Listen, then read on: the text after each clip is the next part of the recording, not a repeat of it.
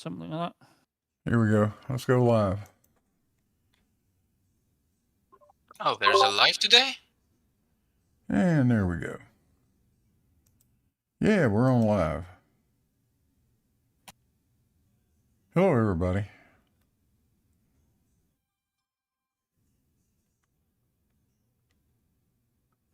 We got Alan Evans and Judy Bassett and Lewis and Matt and probably some others that'll join us before this is over with. How are you guys today?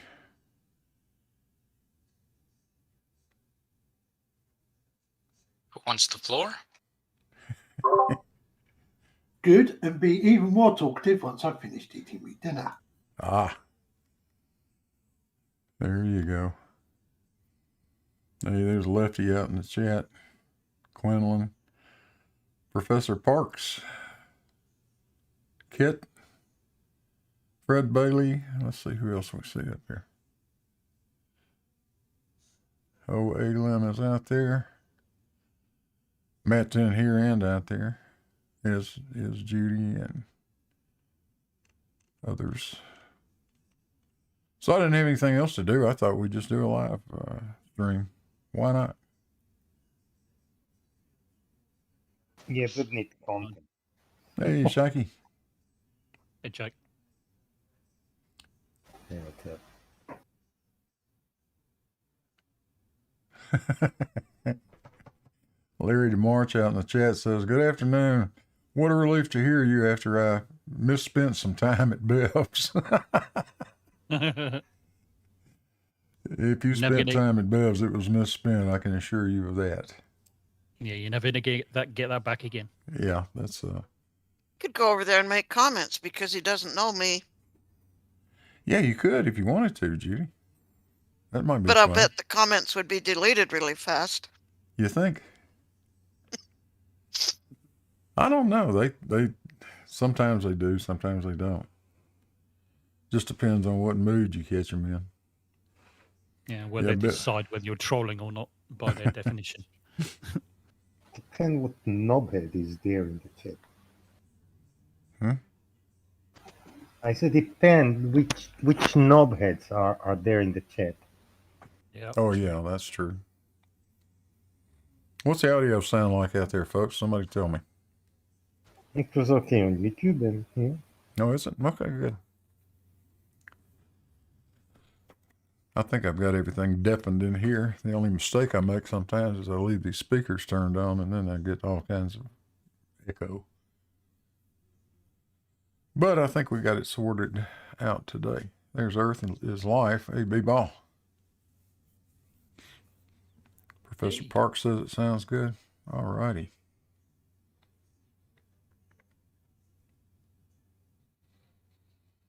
What do you guys think? Is level horizontal? No, I have proof.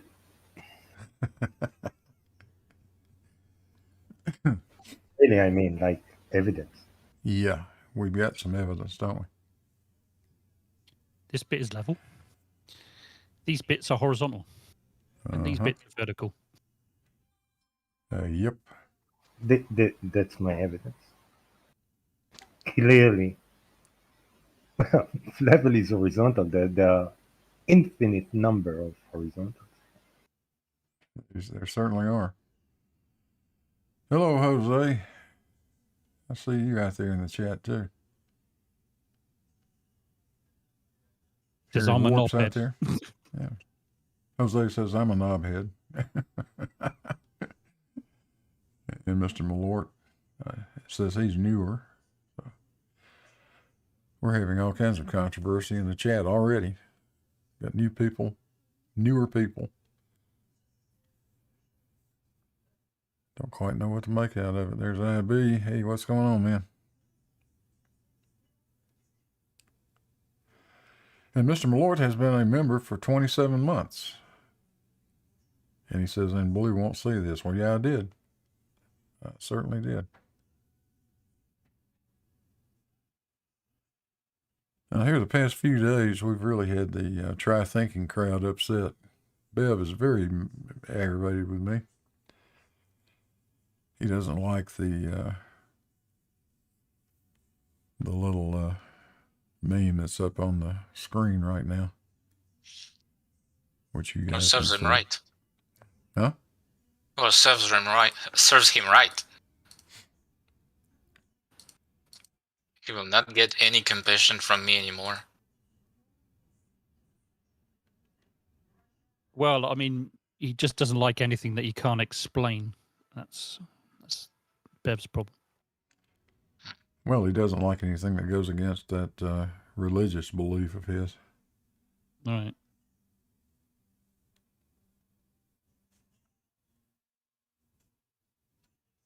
Where's Farmers when you need him? We need to do that voice. That's what we need. And I'm not going to be doing it. Oh, I've got him. I can cue him up. I just don't want to hear him. Yeah. Look, Yeah. Horizontal has to be level with something. Yeah, of course it But, does. you know, At it a point, depends yeah. on what your definition of level is, doesn't it? Yeah.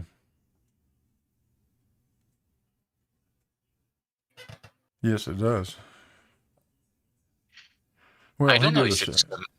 did a show yesterday where he spent most of the show going over our video from last Friday for some reason.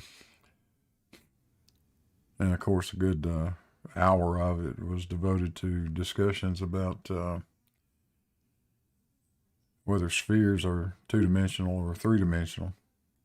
The surface, that is. Really don't quite understand him.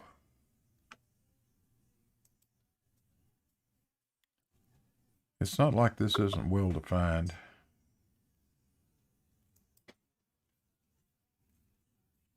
It isn't like we haven't seen this. That's the problem. We don't like things well defined. Yeah. Yeah. What's a horizon? Horizontal to the horizon plane. What's the horizon plane? Of course, you can find this this quotation or something very similar to it in hundreds of places. I pulled something up from Math World. Wait. Do you appeal to popularity? What now? Are you appealing to popularity? No, I'm just appealing to convention and knowledge. That's all. Let's see. But you can read this over and over again, and it says right here. Regardless of the choice of convention for indexing the number of dimensions of a sphere, the term sphere refers to the surface only. So the usual sphere is a two-dimensional surface. The colloquial practice of using the term sphere to refer to the interior of a sphere is therefore discouraged, with the interior of the sphere, i.e. the solid sphere, being more properly termed a ball. Now that's a definition, a very strict definition people use in math and in geometry. And why these clowns have a problem with that, I have no idea. That is the way it is. You have 2 degrees of freedom on the surface of a ball. That surface being the sphere itself. 2 degrees of freedom. That makes it two-dimensional.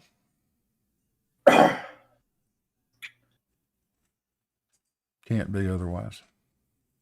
I'm pretty sure you could explain that to a smart 5-year-old. Oh, I'm absolutely. Completely agree with you. You can explain that to a dumb 5-year-old too. I mean, as long as he wants to learn, it will take time. But if you take your heart on it, I think in the long run you can achieve understanding of something. I mean, it took me pretty long to understand some of the concepts you guys talk a lot every day. But in the end, I think I can get there.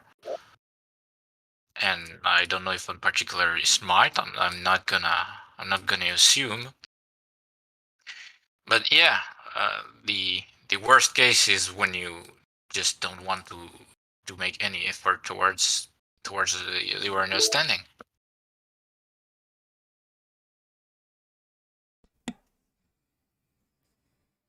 Well, I don't know what makes those guys think they're so special that they can redefine things any way they feel like it. But it's not even about definition. It's about the reality of it. The surface cannot be three-dimensional. You know, a way to define what a sphere is, it's a collection of all the points that are equidistant from a single point. That's a good definition of a sphere. My understanding of dimensions is very shallow, and I never asked the question before you guys talked about the topic. But to me, the amount of dimension that, like, take any geometric object, whether it's 2D, 3D, anything. To me, the number of dimension it has is the maximum number of coordinates that you need to describe any point that is part of it. It's really complicated, maybe, but to me, on a sphere, if you only need 2 coordinates to describe where a point on that sphere is, it has to be 2-dimensional. Yeah, that's not wrong. That is correct. Think of it in terms of how many degrees of freedom that you have on that surface. Oh, you call that degrees of freedom, not it. Yeah. Yeah, you can only move 2 directions. You have 2 degrees of freedom. I think what gives them what gives these guys trouble is that they cannot separate the idea of 3-dimensional Cartesian space, where we have a 3-dimensional Cartesian coordinate system. And yes, you need all 3 of those dimensions, all 3 of those entities to describe the position of a point somewhere in space. Whether that's a point on the surface of the sphere, or a point down inside the sphere, or some point out in the middle of nowhere, right? But just because an object is in 3-dimensional Cartesian space does not mean it's a 3-dimensional object. Lines exist in 3-dimensional space. Points exist in 3-dimensional space. So objects with no dimension, like a point, you still need 3 dimensions. You still need in Cartesian space, you still need 3 dimensions to describe its position, but not to describe it. You have no degrees of freedom on a point. You can't move in any direction on a point. On a line, you can move in 1 dimension, only 1 direction. And on a plane, you can move in 2 dimensions, in 2 directions, or on the surface of a spherical object. You can move in 2 dimensions. That's all it comes down to. And why these guys think that's why they choose that hill to die on is beyond me. I have no idea. Makes no sense. Well, you said it because it goes against his against of what he knows. He, for example, he read from his Euclid book, written and commented by Francis Young, and he praised the book and everything, and then he get to a definition and read it, and he says, "Oh, that's where I differ."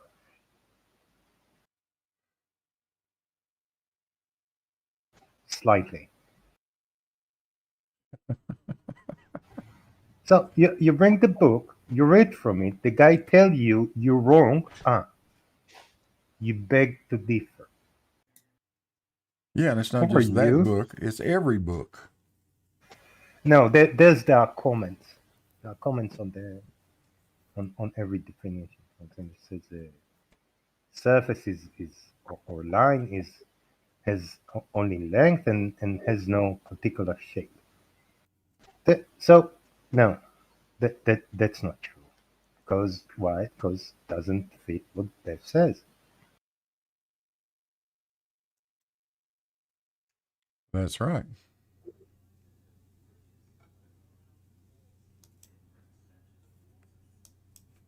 But what qualify you to beg to differ?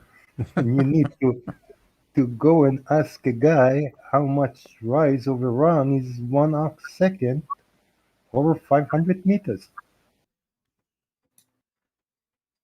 Well, he's saying that to save face, isn't he? You know, he can't possibly admit that he was incorrect.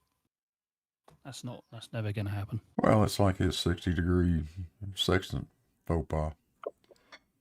Yep. Where he argues so vehemently that a sextant can't possibly, because sextant means 60. Yeah. A sextant can't possibly measure an angle greater than 60 degrees. And he went on and on and on about that. I did a video on it. Yeah. And to this day, he go will not admit that he screwed that up. Maybe he was just taking the piss. Yeah, I don't think so. No. If you look back and when he actually said it, he's been deadly serious because he said it in a video, I think, initially, didn't he? Yeah. Yeah. Yeah, I've got it all on video. We could play the thing if we wanted to. Hmm. I don't much feel like playing that. I do have queued up some of Bev's babblings from yesterday. If you guys want to look at the at Discord, I'm live in Discord too.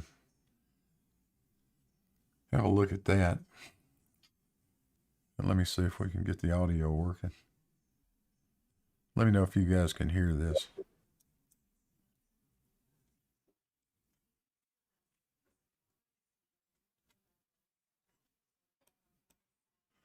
Whoops.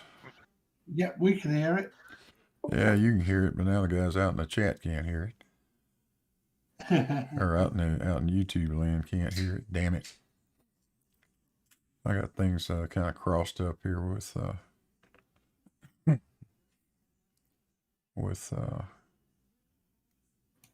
the audio system. I don't want to go swapping back and forth. We'll forget this idea. That's just too much trouble. Didn't want to listen to Bev anyway. Yeah, well, a few people do.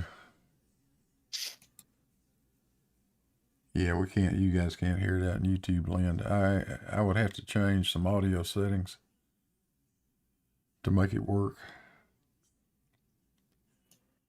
And the minute I do that, you guys won't be heard in YouTube. It's a headache. Yeah. I don't know if there's a way to solve. There is a way to solve that, but I'm not going to get into it right now.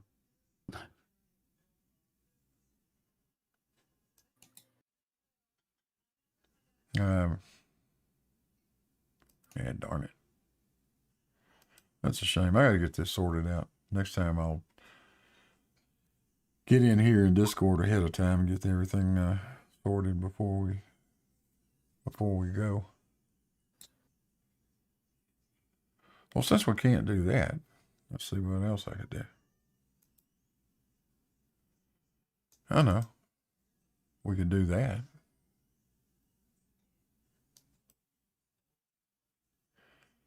Let's see. Wonder if that's showing up. Yep, we can see it out in the thing here. Yeah, let me change windows and you'll be able to see it. There. Now you guys can see that also.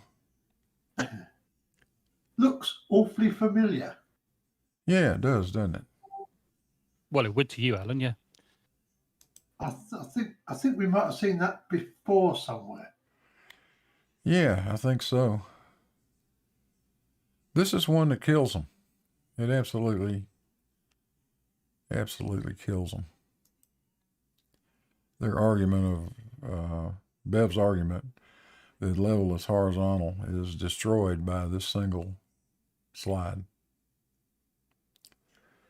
This one set of measurements, that's all you need.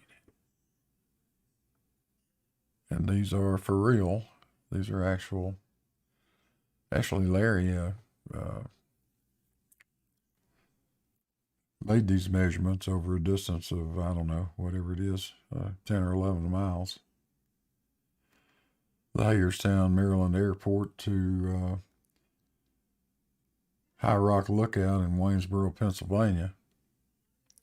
He's got a line of sight between those two positions. He measures the zenith angles. The angle, in other words. If he's at Hagerstown Airport, he takes his theodolite and aims it up there at the High Rock Point Lookout, and he comes up with an angle of 88 degrees, 57 minutes, and 58 seconds. And then when you go to High Rock Lookout and look back down at Hagerstown, Maryland Airport, you get an angle of 91 degrees, 9 minutes, and 55 seconds. If the Earth were flat, you would add those two angles together and it would be 180 degrees, only it isn't.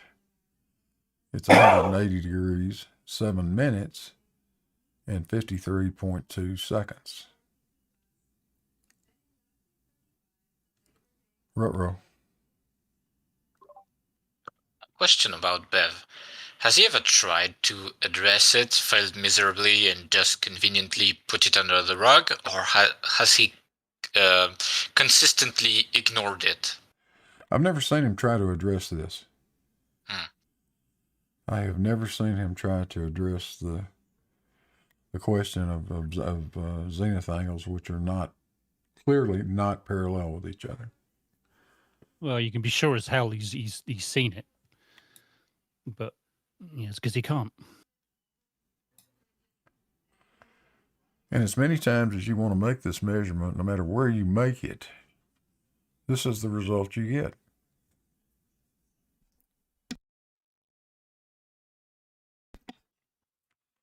Now, theoretically, if you figure out what the difference, angular difference, should be between those zeniths over that linear distance, it should have been. And Bev, I know you're about to take issue with the fact that I use the word linear. Well, all I meant is line of sight distance. If you calculate the divergence of the two zeniths over that line of sight distance, it should actually be not 7 degrees 53 minutes, but it should be 9 degrees 37 minutes. The difference is refraction, which is always present. And if you use just standard refraction, which Larry has done in his calculations, you get rid of that difference, and it works out that those zeniths are diverging exactly as they should be on a sphere that has a radius of 6,371,000 meters.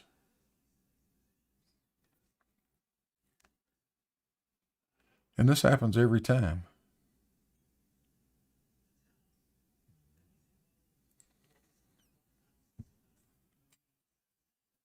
Every time. Without fail. So how do you refute that? There's no argument you can make to say that isn't right. Oh, there's one. How many tools were abused to get these results? This is You, I could see that coming. Yeah, possibly. Yeah. This has been done over fairly short distances. The main surveyor did this over, I think, 1,500 feet or something like that, 500 meters or so. But now you're just talking about arc seconds of divergence, so that makes it a lot harder to represent with any accuracy. When you go over these longer distances, 10 miles, 15, 20 miles, with an accurate theodolite, every time you will get this sort of excess showing. It cannot indicate anything other than zeniths are not parallel and level is not horizontal, and there is no such thing as a single horizontal plane of reference. And all horizontals are clearly not parallel. The zeniths are not parallel, so the horizontals can't possibly be parallel. It's that simple.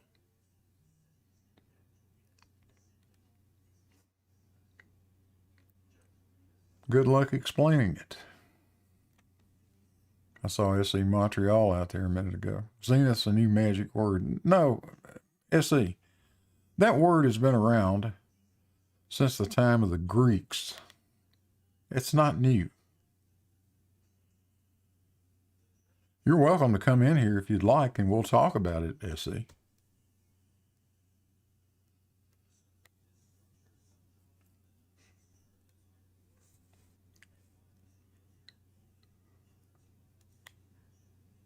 Somehow I think that's not going to happen.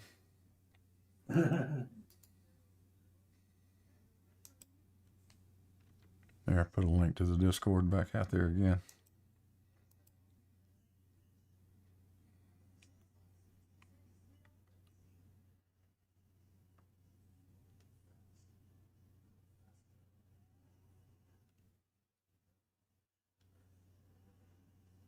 So we can go to all kinds of other stuff, but that's far enough. Yeah, I mean, we could go and review the clear curvature that we see when we measure Lake Pontchartrain. When we take the GPS measurements Jesse Kozlowski did at Lake Pontchartrain. Before we do that, could I just clarify something with you, Blue? Yeah. Based on what Essie posted out there. In the fact that Zenith is literally plumb, isn't it? Yeah. Because you actually measure it by measuring the direction of gravity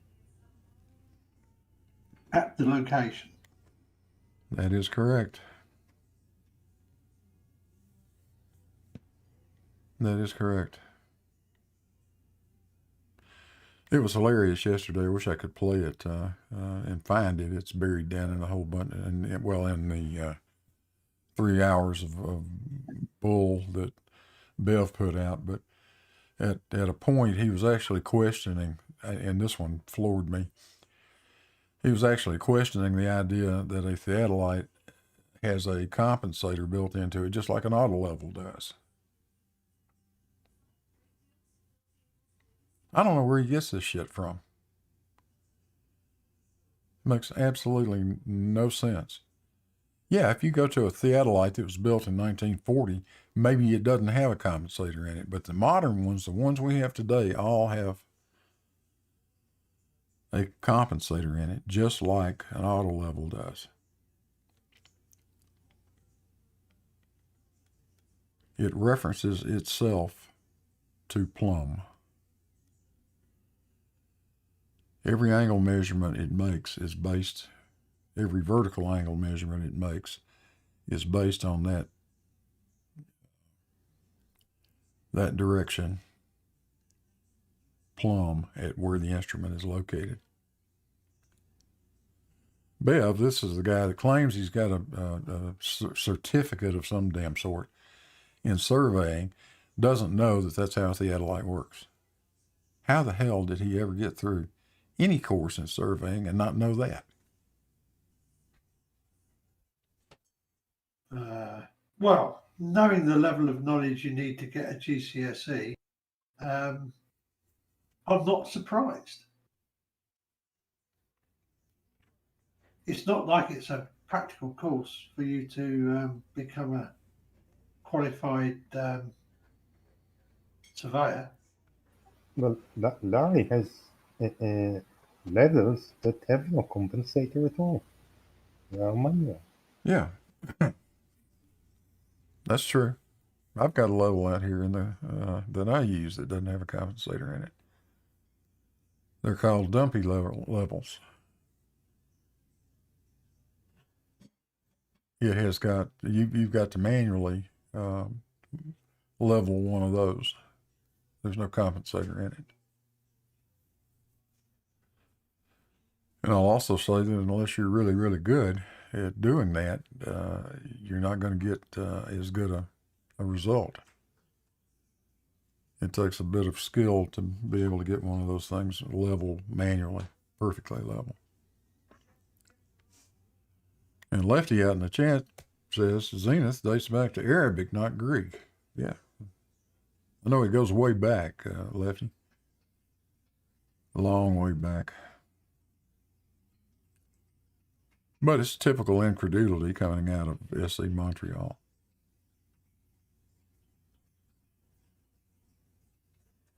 He's never done it, has no idea how to do it. But unfortunately, he can type well enough to put bullshit in my chat. Shout out to Earth is Life. Thank you, B-Ball, for $5. SC. Why have Cleary and DP abandoned Bev? That's a good question. Anybody care to guess? Well, it's more than that. Where's Rocky gone to? He's not there anymore.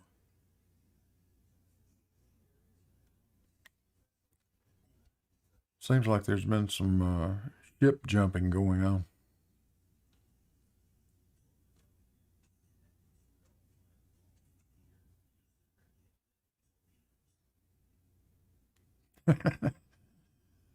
Stringer News says, I have a certificate in remedial nap time.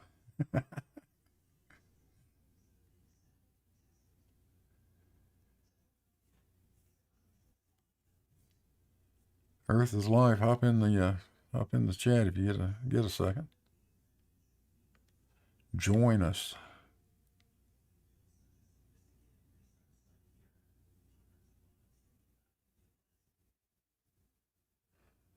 Don't have Rumpus around at the moment, so this is kind of new territory. I actually get to talk. Amazing. Come on, Rumpus. Been summoned.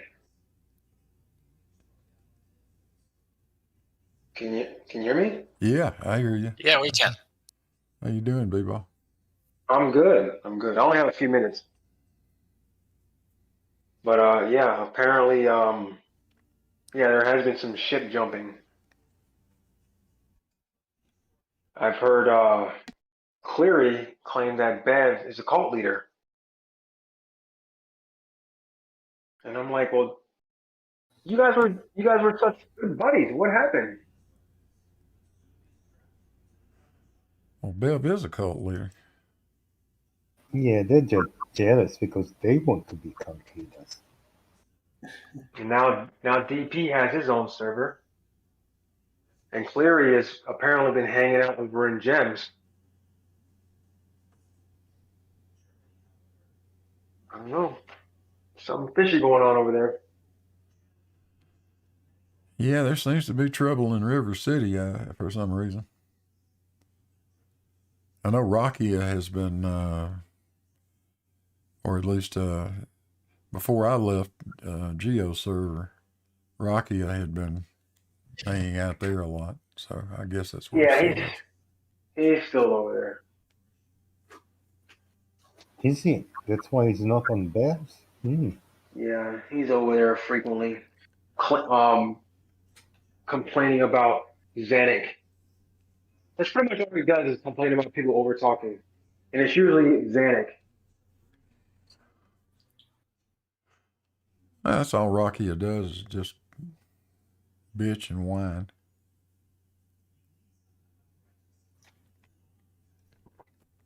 Same thing no matter where he goes. I got time. I posted 2 pictures. One, I'm not sure if anyone has seen them. The ones with the two runways that are parallel, and the basically like a perspective line, but they don't meet at the horizon. They meet above the horizon. So I posted those 2 pictures, and I got timed out for 24 hours. Oh no. But no one wants to tell me who timed me out.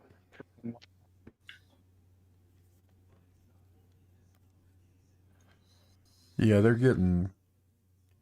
Well, they get crazy with that sometimes. I bet it was Witsit. I bet Witsit timed me out. Because he's a mod over there.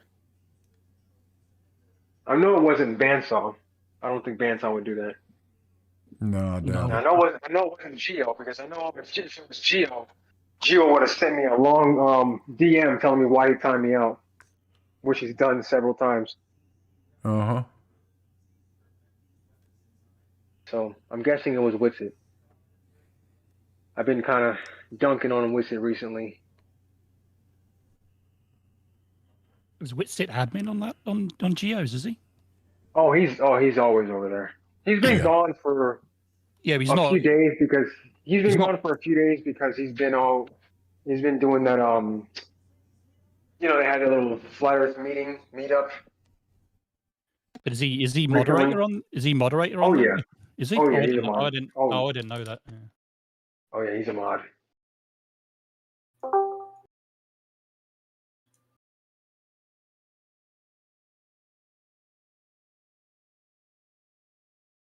I've been watching what's that other guy that one PhD, the videos he's been putting out about Witsit regarding dielectric or whatever the fuck Witsit likes to claim. Oh, the guy who debated him on MC2 a couple of weeks ago. Yeah. Coherent, incoherent, dielectric, magnetism, some odd magnetism. Yeah. Yeah. Forgot his Ian name. Wheeler crap. Yeah.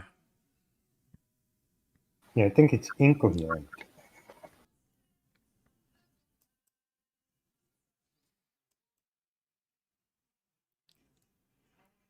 Hey, what's up?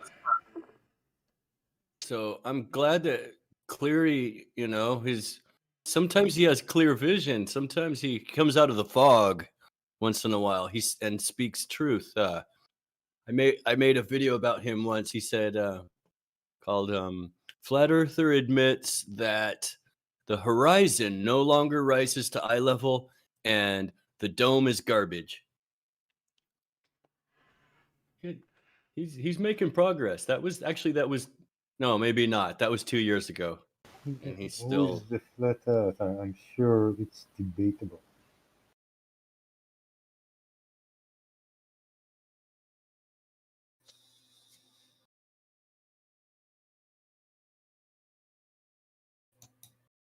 so he's a non-domer. And so, these sects divide into smaller sects. Yeah, they've abandoned Bev, but they've adopted his argument. Don't forget, you've got the ethers and the non-ethers. You've got the domers and the non-domers. You've got the gravity. You've got the gravity and the non-gravity. You got who else? You got so many different sects in Flat Earth. I'll lose count. That's what you call science. Right. Is that what you call bullshit these days? Is it science? It's hard to agree on which bullshit to agree on, so Well, none of them can agree on their own bullshit.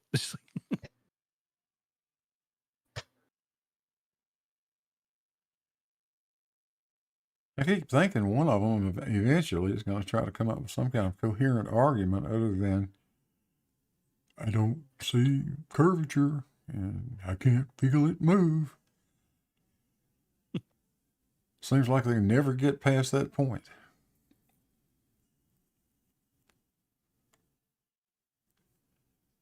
And then just idiotic bullshit like Bev comes up with.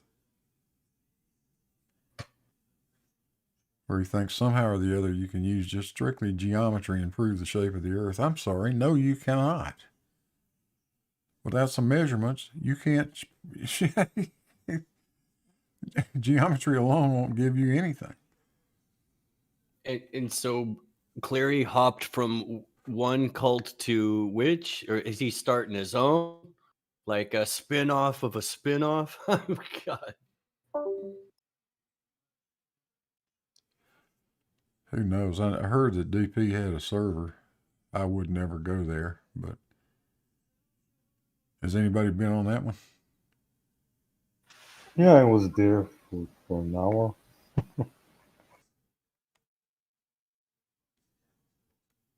DP is just a nasty bastard. I don't want anything to do with that guy. Yeah, I agree. He is. Cleary's nasty too. Yeah, Cleary's not a whole lot better. I asked him for a debate, and he said, "What?" So, well, he's nasty.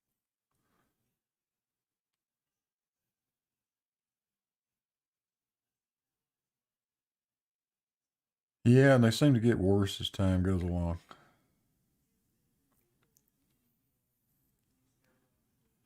Three or 4 years ago, it was a little bit heated, but, you know, not to the level it is today.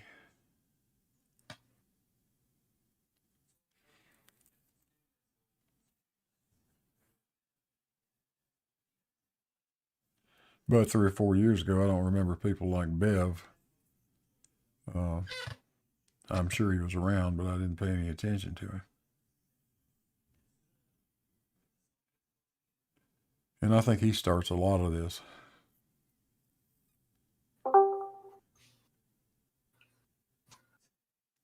And there's Farmer's Boy. Telegram from Mungo. Oh, sorry, wrong one. I was like, I just heard somebody saying what a thoroughly nice and charming young man DP is. Not. Hang on, what's the word? Scumbag. That was it. Yeah, I knew it would come to me. Yeah, scumbag. That's a pretty good definition, description. I think so. It ticks all the boxes. What have you been up to, Farmers? Work. All work and no play makes Farmer's Boy a dull boy. I thought, oh, maybe I'll see that partial eclipse this morning. No. There was a vague glow in the sky, and it's like, I guess that's where the sun might be then. What's the sun? Yeah, exactly. There was the cloud had thinned enough to show a vague bright area, and it was like, yeah, okay. And then, of course, when it did clear, it was like, no, it's all over now. It's too bloody late. Come and live in this part of the world, you get 51 weeks of overcast and about 1 week in a year. Well, it might be a bit sunny. That's it. No, you're fine. I'll stick with the Midlands, thank you. But yeah, it was a look. I got up this morning. It was like, oh, that's looking quite favourable. And then about an hour later, oh shit, where did all that come from? Yeah, fortunately, it was coming from the west, so it didn't get here. Yeah, it got here all right. And then say when it had cleared, it was, you know, it was over anyway. So it's like, I did have one issue with the camera obscura I built. Mm-hmm. I couldn't get proper tracing paper, so I ended up having to use baking parchment. Parchment. Yeah, I saw that. It has a certain texture to it, doesn't it? Doesn't it ever?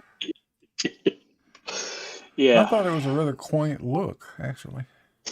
Yeah. It worked. That's the main thing. You got the image, you know. Yes.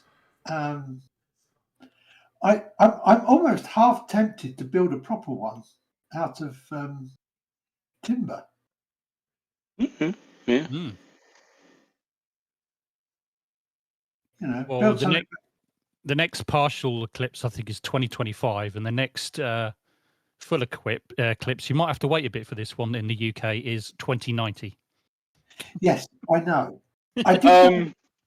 I did go to try and observe the last total solar eclipse we had in the UK in August 1999. I went all the way down to Falmouth to Oh, I be on remember the that one. centre line of the eclipse, and the whole time the eclipse was happening, we had thick cloud, so we couldn't see a thing. But it did get dark. Yeah, I was living on the south coast of England at the time, and guess what? On that day, Yeah. cloudy. I'm destined never to see eclipse in my lifetime, partial or otherwise. Apparently, that's a very, very common effect, especially if you're near a large body of water. Yeah. Well, I did see that eclipse, and I saw it completely unaided, without anything needed to sort of, protect your eyesight, because it wasn't quite as cloudy as you guys had got it. The cloud was just enough to take the edge off that you could look at it with the naked eye, but it was like, it's still bloody cloudy. There you go. Just cloudy enough, though, huh? Perfect. It was. It was just cloudy enough that you could watch it. Yeah. Yeah. Yeah. But was that still up somewhere in sort of East Anglia-ish?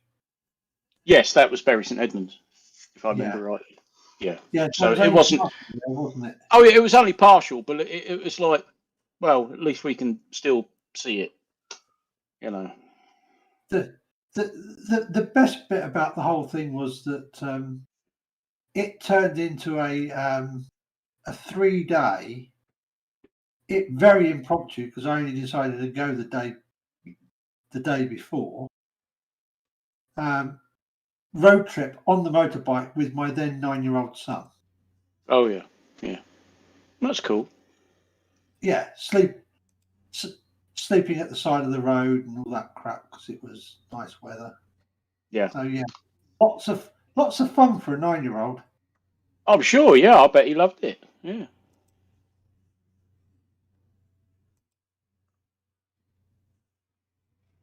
Yeah, well, I've been lucky. I got to see a total eclipse in, I'm going to say probably about 1983, something like that, 83, 84, somewhere in that neighborhood. The path of totality was actually south of me. And I just caught the very edge of it. So the total eclipse for me lasted just a matter of seconds. But in 2017, I stood right here on my back deck and watched that thing, and we were in totality for 1 minute and 40 seconds. Cool. It was stunning. Yeah, surprisingly few people ever actually get to see that.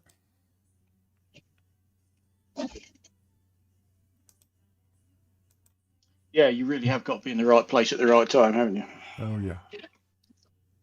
Well, I was of the understanding that the clouding over during the eclipse thing is because very often there's quite a significant temperature drop, which of course induces the cloud formation. I don't know about that. Maybe. That's what I was told, because what we had was eclipse starts, cloud starts building up. Can't see the actual eclipse happen, and then as the eclipse kind of finishes off, all the clouds disappear again. Oh no, that's just called Sod's law. Well, it's definitely what happened with me in Romania. We went to bloody Romania for the 1998, and we had the same thing. It was cloudy, no clouds all day, and then cloud right at totality. Fantastic. Yeah, apparently very, very common. Yeah, both times I've seen them, it was absolute clear skies. But then again, I'm nowhere near the coastline, so. I guess it also depends on just the atmospheric conditions. Yeah. Yes. I see Two Left Thumbs was in Cornwall for the 99 eclipse as well, and didn't see the sun all day. So, but yeah, the way it went dark was indeed very, very creepy, especially because you could kind of see on the horizon. Yeah, you see the light on the horizon. Because it's still light, yeah, Yeah. especially as we were almost right in the middle of it. Yeah, yeah, that is a very odd sensation. It's really dark where you're standing and you look off in the distance and you see light. You think, what the hell? And then when the sun pops out, or the moon moves over a little bit, it gets really bright again real fast.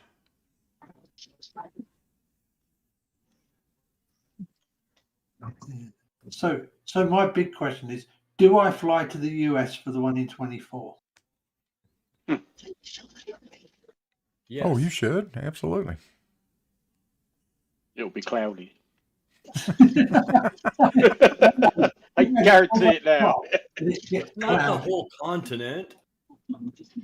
No, just where Alan is. Yeah, it will follow you across the pond.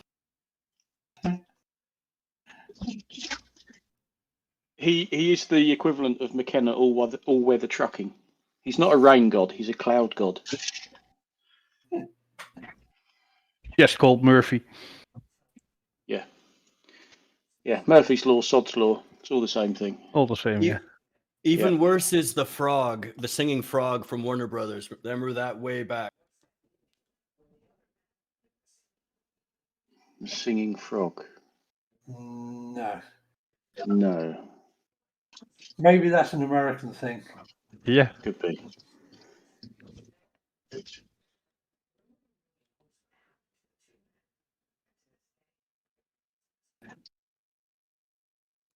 See, Dan the Waterman's joined us. What's up, Dan? You guys had nothing going on, so I thought I'd give you a chance to punch me around.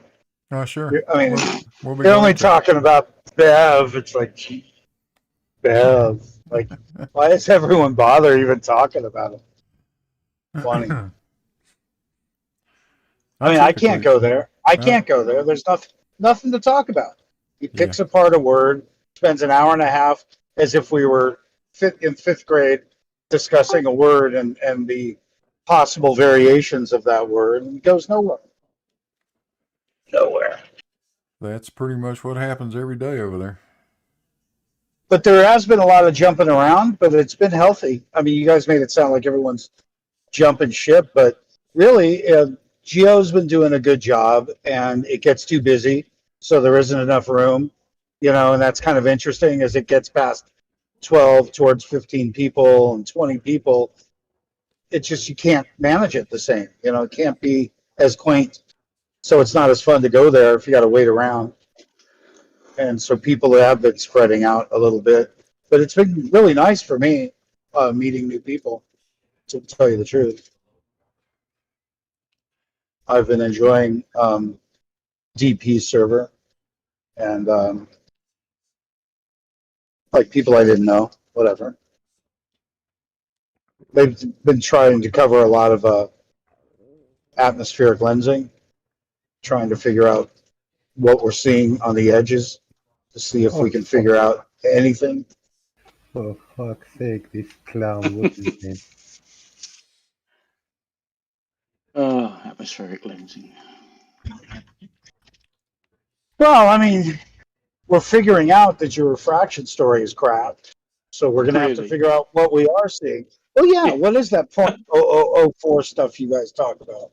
I mean, there's only so much limit to how much refraction there's going to be, and then that's based on how much other weather and other inversion layer things that the refraction literally happens through the thicker, the more dense medium caused by all these other things. So I don't think refraction lifting a distant sunset. I don't know what it is, but it's definitely closer to an atmospheric lensing than refraction. I mean, I still think a distant sunset is comical It's nice. because we've all seen them. It's a nice word, but what is atmospheric lensing exactly? What are you asking? What is atmospheric lensing? What? Mm-hmm. What is it? Well, we're trying to see what. It's like looking through the side of a lens instead of through it. It's going to have a different effect. And all these round things that we're looking through, table trinkets and bowls and things that are round, certainly make interesting effects. So, I guess my question, is the sun hitting something before it hits us?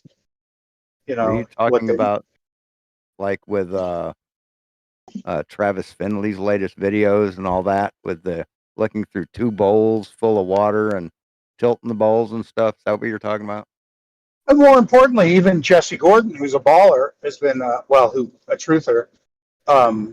He's been trying to shoot through a temperature inversion. He filled a fish tank with half with cold and half with hot to see if he could create a temperature inversion layer and then shoot through that. So yeah, there's been people playing with versions of lensing to try and figure out what we're seeing. It's not refraction as a word, as you say. It's just not a chance. What do you mean? Because It's not. That's a nice assertion. Now back it up. Because it is. I can. And because when I do the same thing with a different medium in a different day, or for instance, day and night in the same location, you can't claim the same refractive properties if all the temperatures and variables change. So all I got to do is change my variable, and you have to change your math. But you don't present math, so it doesn't matter. There is no math to present. Who's claiming that the refractive properties stay the same between day and night when the temperatures change? Who's actually claiming that?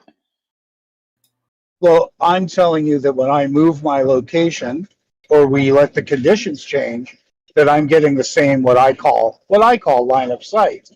Well, you're saying line of sight isn't possible. Yeah, I must be seeing a refracted image. Well, bust out that math and let's see where those numbers change for, let's say, with temperature, or let's say with distance. If I now move from 9 to 12 or to 15 miles, is that same calculation going to hold up? Well, you have the data. And it won't. Yeah, you bust out the numbers. No, sir. I don't need numbers to see line of sight, and I don't need to make up refraction. So you can pretend all you want that you're making it depend. Well, then why don't you give me a prediction? And when I change my variable, you can like my height, or I change the temperature, or it changes from day to night. You can play with your numbers all you want, but you're not going to lift the sun 50 miles. You're not going to lift the sun 100 miles. You're not going to lift the sun 8 miles. I ain't doing bugger all to the sun. The sun sits where it sits. Well, it just so happens that the sun does not set on the same line that you would expect my boat to go over the horizon. It does. It's called the horizon. Event. It's a local event. Right. No, the horizon is the horizon. That's it. Well, not according to everyone else. So then to you. Oh, really? Really? Well, look it up. Boats disappear behind the horizon. If you're in the right part of the world, so can buildings. Anything else, the further away they move. Then why doesn't the sun? Then why doesn't the sun? The sun does set below the horizon. Yeah, really? So when we see distant sunsets, what are we seeing? No, you're not seeing distant sunsets. You're seeing a sunset. Because it's dropping below the horizon, because we're on a spherical surface that's moving away from it. That's why it appears to set. You don't believe that there's such a thing as a distant sunset? No, there's just a sunset. There's not a close sunset or a distant sunset. There's just a sunset. What is the difference between a distance and a close sunset there, Dan? Your close sunset would follow the geometric and mathematic prediction and be what you would call local. It would be within. No. Really? What a load of bollocks! Okay, then what is a distant sunset? It's the shit we see. You and I see. Okay. You can't say a distant sunset because it's two things. It's like somebody peeking around a corner. He's not the same distance as the No, corner. No, I just said the opposite. You said you don't see local sunsets. You only see distant sunsets. I mean, I only see sunsets. It is particularly bizarre. A distant and a local sunset. The sun is appearing to set beyond the horizon. Obviously, it's not the sun that's dropping; it's the Earth that's moving. We're on a surface that's rotating away from it. That's why it sets and rises. The sun's not doing it; it's us. It's the movement of the Earth. There's nothing local. There's nothing distant. It's just us and the sun. Well, except the blockage is local. The obstruction of the Earth is a local event. It's not something distant. It's mathematically very close. Well, what do you mean local? Well, it starts at 1.2 miles, and by the time you get to 5 kilometers, by the time you get to 5 kilometers, things are completely obstructed. When did you get to 1.2 miles to the sunset, to the horizon? I'm sorry, your questions aren't complete. You have to start. Well, I asked when was the last time you measured 1.2 miles to the horizon? It's not my measurement. What are you talking about? Yeah, no, that is the measurement. You said. Thank you, Sean. Starts at 1.2. When? Yeah, you can argue with yourself. I'm not arguing with you. You're misinformed. You're putting words in my mouth. I'm speaking your math. We don't have any special math for us. We speak your math. You've got the black swan math there, Dan. I don't know anything. I've never heard about the black swan. Every horizon, every measured horizon must be 1.22 meters times the observer's height in feet, right? So when have you measured those horizons? Oh, you never heard me talk about the black swan or my numbers. Never. No, you don't do numbers. Flat earthers don't like doing numbers. I'm not your typical flat earther. We know that. Started talking about 1.22, and then right? Yeah. I'm not talking anything unusual. Look, fraction is not unusual. Right. The distance to the horizon is simply dependent upon your observer height. Yep. And a little bit of refraction. Cool. And the nobody thing disappearing behind that horizon happens to be 93 million miles approximately away is neither here nor there. Right. Nobody in the history of ever has ever measured the size of the Earth by measuring the distance to the horizon from the beach. There's no need to do that ever.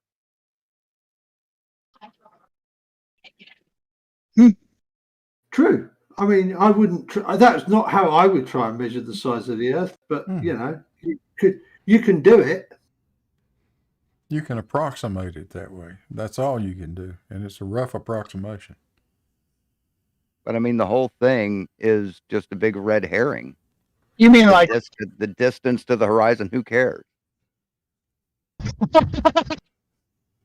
Observing the horizon is a damn piss poor way of trying to figure out the difference between the apparent horizon and the actual geometric horizon. That's all. Yeah. There's no such thing as geometric horizon. That's a flat Earth debate nonsense. Well, if you're claiming a size of the Earth, then that's where it comes from. Make up your mind. Well, that's not where it comes from. Horizon. It's always a geometric horizon. It's always geometric. Just its location is displaced because of refraction. But that's not geometric. That's apparent. You can't have an apparent horizon without a geometric horizon. The geometric horizon is what I have. It's the buildings here around me. It's geometric. Okay. So you guys just find a No, way we to have horizon. Well, hang out at Bev's. You might as well hang out at Bev's if you're going to pick on the language like that. Well, it all largely is an argument over semantics. Yeah, it doesn't have to be. Like, I'd love to. Bring a you know, citation. Bring a I'd love- citation of geometric horizon. Okay. Yeah. But Blue, I posted 3 photographs that are actually sunrises, not sunsets. Okay. I'd love Dan to explain to me how on a flat plane surface the sun is able to illuminate the clouds in the sky in the way that the clouds are being illuminated. I don't know if you can pop them up on the stream for people to see. I'm getting there.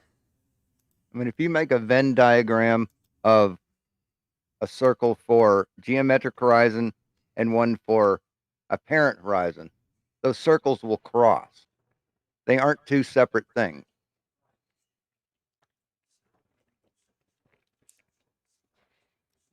So I'm looking at those 3 sunrises. The sun's not in either of them, any of them. So what is your question? What am I supposed to decipher from this? Well, how is the sun illuminating those clouds? From behind? I don't know. Who gives a shit? What's your question?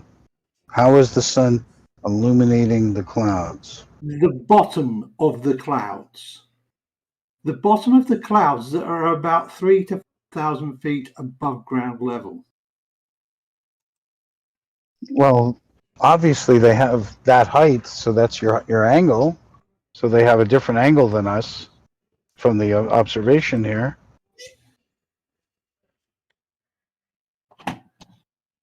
Oh, you think that's an upward angle? You're making me laugh. I get it. I see what you're saying. You think that's an upward angle? That's funny.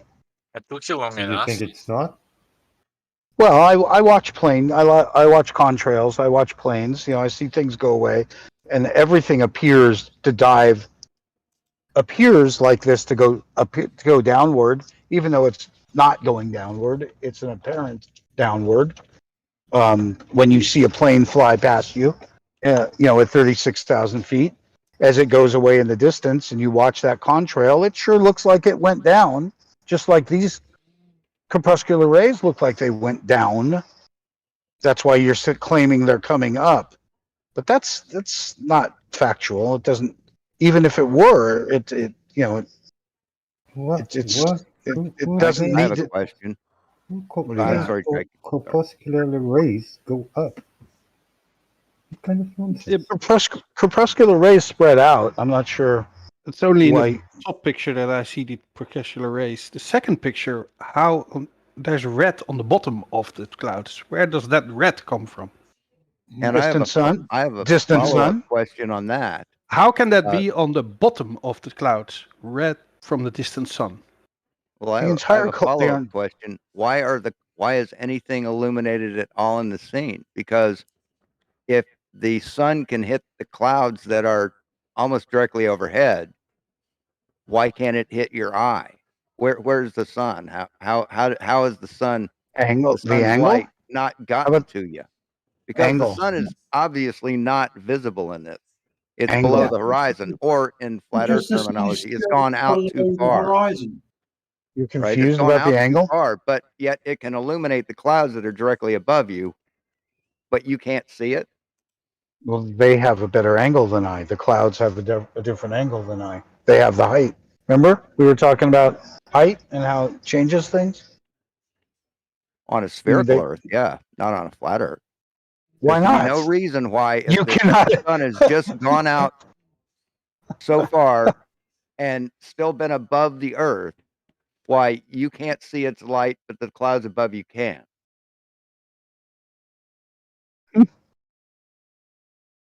I'll mute myself now.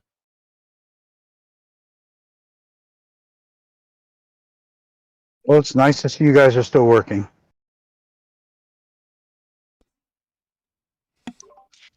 Just to be clear, Dan, are you actively disagreeing with the fact that those clouds are eliminated from the bottom?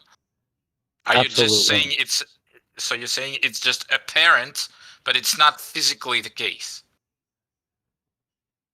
Sure. Okay. Should I have a better excuse? No, I just wanted to make sure.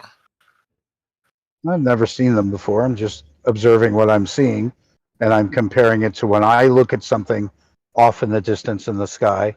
And for instance, an airplane, the trail does appear to hit the mountains and the ground. It does appear to go down, even though it's staying at 36,000 feet as it moves across the sky. In the distance, it appears downward. Shouldn't be a shock to you, but this would do the same thing. Oh, Yes, it is a shock to us. So you'd like to see some contrail photos taken around sunrise then? No, I'd like you to just recognize the way things in the sky look in the distance. They appear to touch the ground, but they're still in the sky. Would you like to explain the one? I've just posted. I've got. Oh dear, I've got lots and lots of those because unfortunately, one morning when I went out to make a time lapse of the sunrise, there were a whole ton of aircraft that kept flying over the top of me. So I kept ending up taking pictures of them. And of course, they don't appear horizontal. They appear quite unusually looking like up and down, like vertical. I'm looking at 3 vertical marks on the sky here. So of course they're not traveling up and down. They're at a horizontal attitude, and they haven't changed altitude whatsoever in these photos. But the important thing here is the fact that the sun is illuminating the underside of a contrail that's between 30 and 40,000 feet high. How is the sun lower than 40,000 feet? What makes you think the sun is lower? Well, for the sun to be able to illuminate the underside of a contrail like that, like those 3 there, for example, the sun would have to be below the height of the contrail, would it not? I'm not convinced of that. I don't see The sun any is lower because the light is coming from beneath the clouds. And remember, these are all photographs I have taken myself, so I have absolutely no doubt about their authenticity. Dan, do you see the picture I posted? Say it again. You're very, very low and muffled. Do you see the picture I posted? I see several pictures. Which one are you referring to? One that says Chaik above it. Yeah, that's pretty. That's pretty. How do you explain the shadows on the clouds casted by the mountains? I've seen an explanation for this. Well, I don't recall. So I'm not. What's your explanation?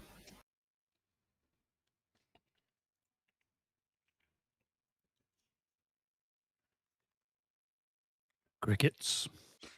Yeah, I don't remember. You don't remember your own explanation? I didn't. It wasn't my observation. It wasn't my claim. I don't remember the explanation that was given for this. Although I do remember I found it acceptable. So I am sorry I don't have that explanation.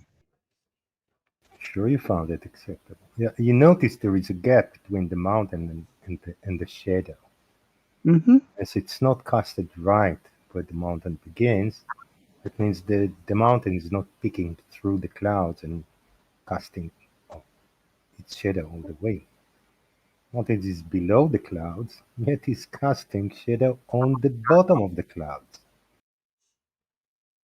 How could that ever be?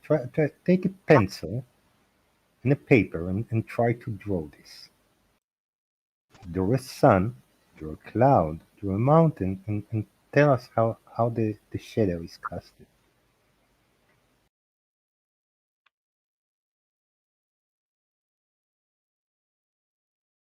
Yeah, like I said, I don't have the answer for this, and I don't recall No one what has the answer is. Well, No, I lovers are- recall there was a fair explanation of this. I do recall. Well, there is a fair explanation. It's the sun is below the mountain.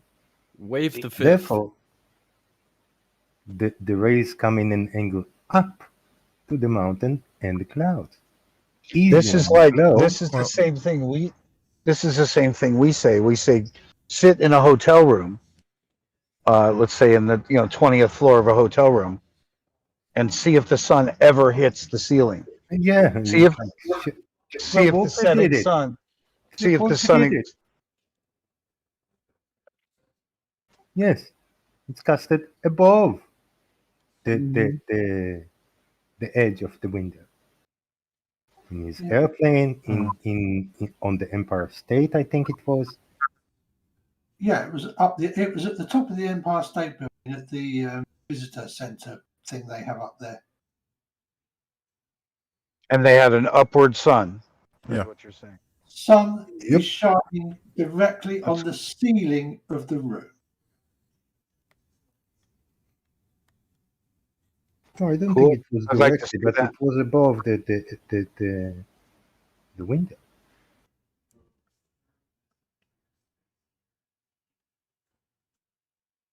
I'd like to see that if anyone has a link.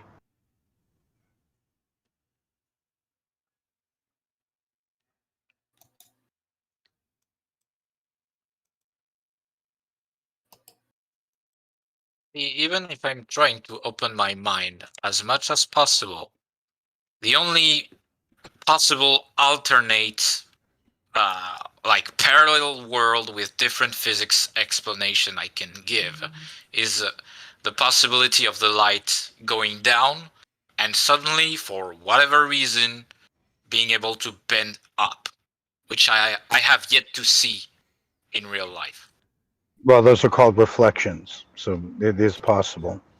Not to that extent. I have yet to see that to that extent.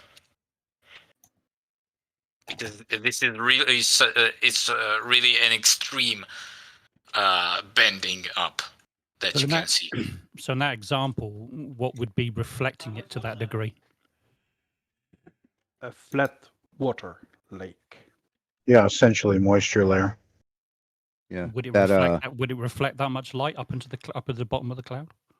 The area surrounding that mountain is forest. So I don't know.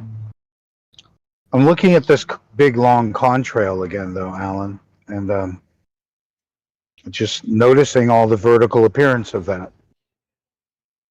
We know there's nothing vertical about this. That plane is traveling level and horizontal. That plane is not traveling horizontally. In your definition of horizontal, it is traveling level with the surface of the Earth.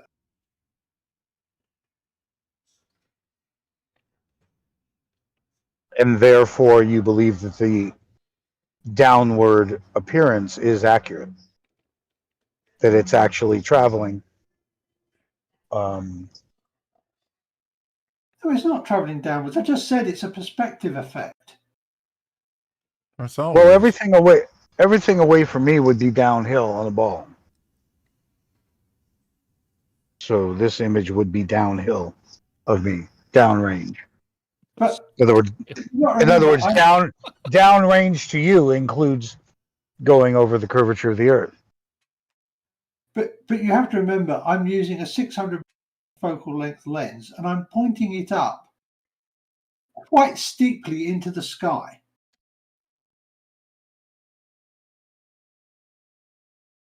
Downhill. God. It's absolutely no different than looking down a hallway or looking at the ceiling in the room that you're in. Right. Where there's no It- curvature. it looks like it's going down. Right. That's just perspective. That's the way it works. And the floor is coming up. Well, floor but looks like it comes up, Alan's saying it has to do with the fact that it's actually on the other side of a ball. No, I That, don't think that that's what it's follow. In other words, in one case, he's pointing out to me that it's following the shape of the Earth, and then in your case, you're talking about parallel shit. You're talking about a building. it is following those the shape. walls. Those walls and seal. You know. But Dan, there's only going to be at the most 2 degrees of curvature visible in the contrail, because I'm pretty sure that there's maybe a couple of 100 kilometers worth of it on show there. If that, I doubt it's that far. Yeah. I mean, like if I had the actual angle that I'm pointing the lens up at, I could calculate how much of it there was on show, because I happen to know the focal length of the lens and the size of the image sensor. So you know, if we make an assumption of the altitude at say 36,000 feet, it's possible to work that out. But Well, it's exactly what you would expect, though, Alan. I mean, if you had turned around 180 degrees and filmed that plane as it was coming toward you, it would appear to be rising. Yeah. That is perspective. It will look like it's rising until it gets right over you, and then from that point on, it appears like it's falling. It looks like it's going down. Wait a minute. But going back to the contrail, is it appearing so, or is it following the contour of the Earth? It absolutely is following the contour of the Earth if the pilot is flying at a constant altitude. You're not going to be able to see that from the ground. Why? Why? You have no reference point. If I have over 60 degrees, I should be able to pick up something. You don't have a point of reference. You're just looking up into the sky. That's a good point. There's nothing to tell you how high above the ground or how high above sea level is the way the airplanes fly. There's nothing there to tell you how high above mean sea level that airplane is. He could be at 20,000 feet. He could be at 50,000 feet. You wouldn't know the difference just looking at it from the ground. Yeah. I mean, again, because I know the optical system that I use to take the photograph, if I can get it to directly over me, I can calculate the altitude of the aircraft because I know the size of the aircraft. And I know how much of the field of view it forms. So I can use angular size to work out the altitude. But again, if I had to doing that right this minute. If I had two observers and I knew exactly how far apart they were, and I got an angle from each one of them to the airplane at the same instant in time, then yeah, I can tell you how, within reason, I can tell you what the altitude of the airplane is. Yeah, I mean, you can't do that from a single point. Well, unless you do what you said, if you've got something else that you can use, like the size of the plane, you could approximate it. Because that is actually how the Royal Observatory did line of sight to enemy aircraft during the Battle of Britain. They actually had a device that could measure the angular size of the wings of a German bomber, and that would give them the line of sight distance to the aircraft, so that they could pass that to the plotters. And of course, they would also be measuring the bearing and angle at the same time. It's simple stadiometric ranging. Correct. Works just like those stadium marks work in a rifle scope or a theodolite or an auto level. Same thing. Indeed. No difference. Because, funnily enough, it works, doesn't it, Blue? Well, yeah, it does.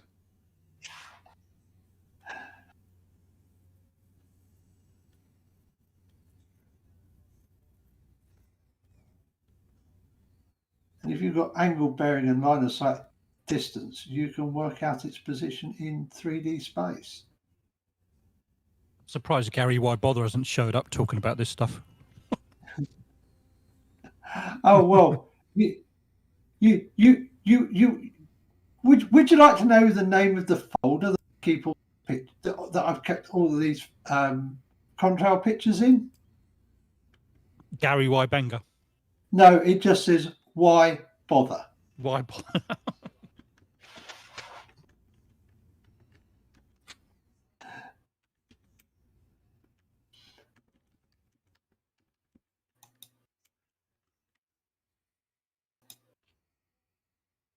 Well, I just came to visit because I missed Jose's show the other day. I heard it was good.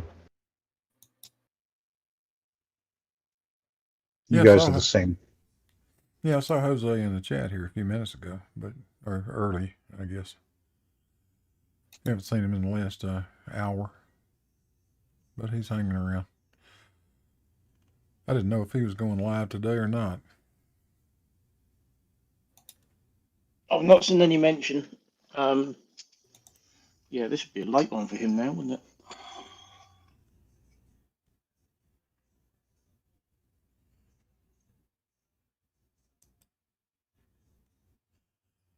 Yeah, let's see what. There you go.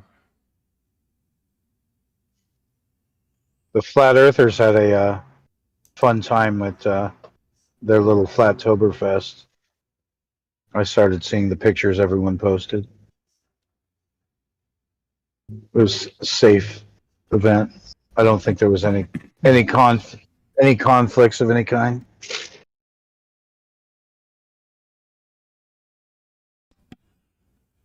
Where'd they do that? Over in Charleston or somewhere? It is North Carolina. Green? Or Greenville? Green? Might be Greenville. Yeah, okay. Could be. Say in South Carolina, yeah, it would have been. Charleston, I'm so getting an North echo Carolina. off him. Yeah, in oddly enough, a Shriners complex. Yeah. Yeah, it turns out they didn't care about masks. They didn't have a mask mandate there.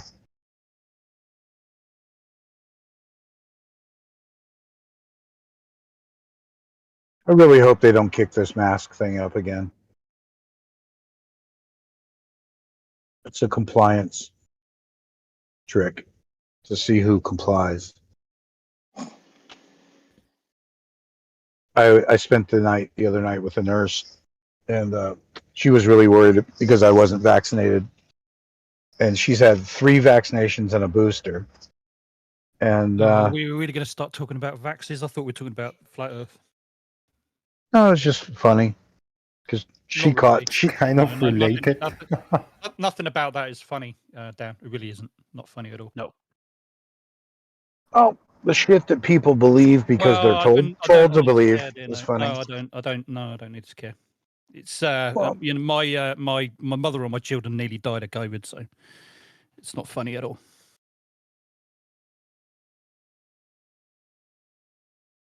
I didn't mean to make light of your family. I'm sure you didn't, but you didn't know. That's all right. But you know, there it is. That's why it's not funny.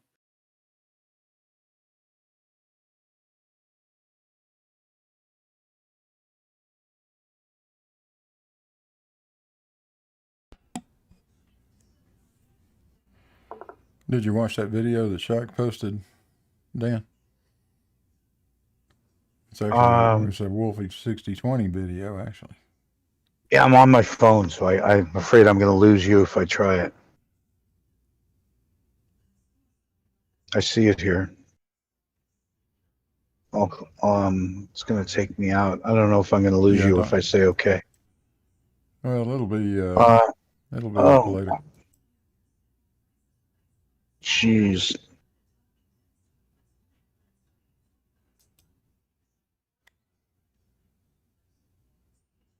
Yeah, but quite clearly the sun is below the level of that room and that in the building that he's in. I'm not sure where he was.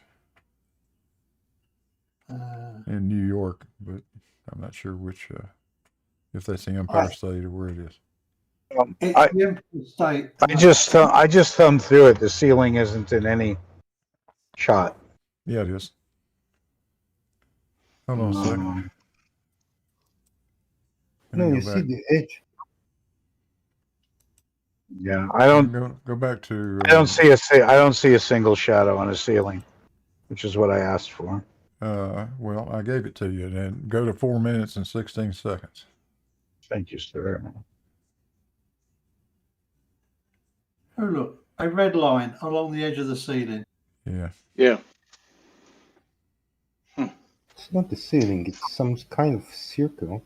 That's reflective light. That's not. Reflective from where? Reflective right there on that post that the guy's pointing to. Yeah. That's Wolfie. That's not direct sunlight. Yes, it is. If you say so. If It you think the sun absolutely shines shows red you the like, sun. if you think the sun shines red like that, okay. Of course, it shines red light that late in the afternoon. What the hell do you think? You see it every day. Anytime you go look at a sunset, what do you see besides red light? Turns out the Nile isn't just a river in Egypt. I see a yellow light through red clouds. Oh dear. Red clouds. Yeah, because red clouds are quite common, aren't they? Yeah. Red clouds. Every day. Well, anytime you I'll see get them all the red, time over. anytime you see red in the sunset, it's the clouds, not the sun. Then what makes clouds red? It's generally here it's smog, so I don't know what you got there. But generally here it's shit in the air. Oh, there's some shit in the air, right? Yeah. I thought the sky was blue. Why is it yellow?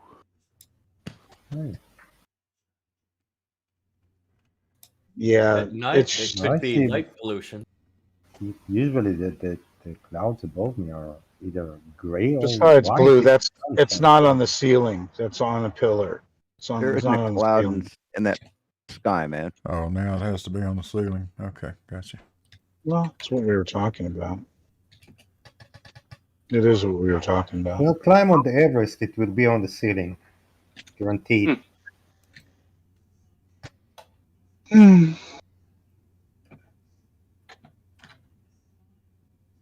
I don't look at Wolfie's stuff, but I've been told he's full of shit. Well, of course you have. Who told you that? Oh, that's right, flat earthers. People he's debunked. Yeah.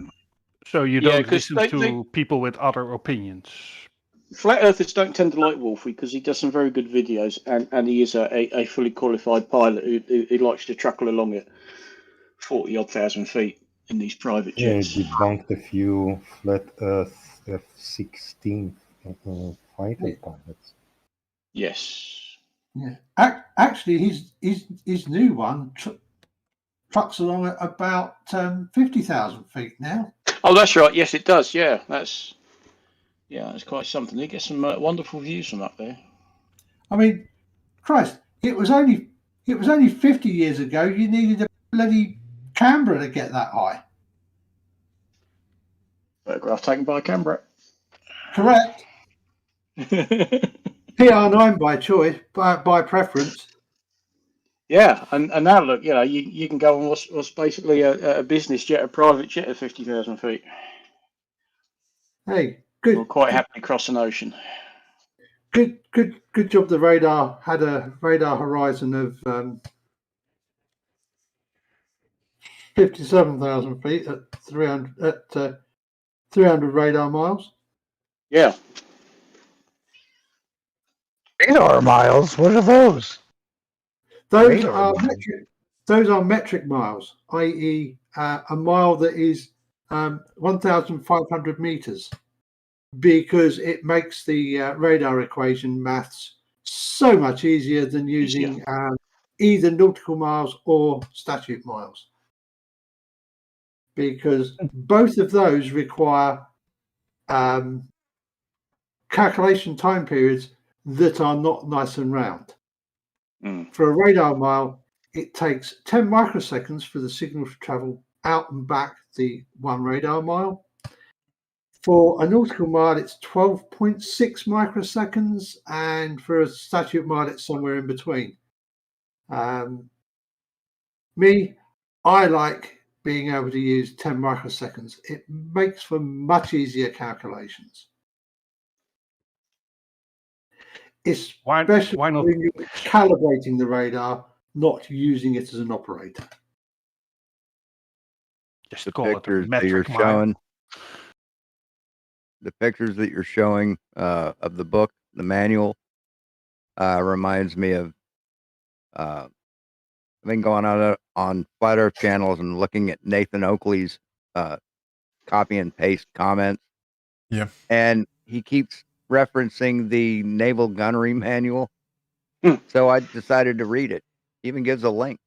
I read it, and page 516 says that they take curvature and spin of the Earth into account when they do a firing solution. So, yeah, I just thought that was funny. Yeah, I've got that manual.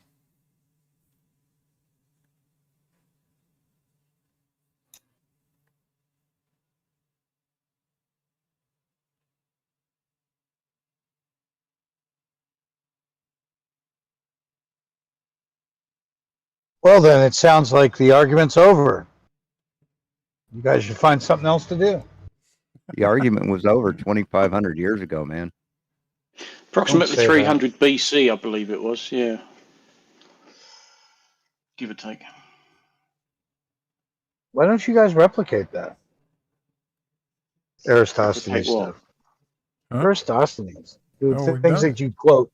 It's been done. Yeah, I did it. Yeah, You I did did it? on my channel, and it agrees with time and date. Very coincidental. Cool. Was it fun? Was it meaningful? Did you It go was, 800 kilometers away the way they did, or No, of course not. That's you didn't go to Alexandria to get it done? No, I didn't do that. Mm-mm.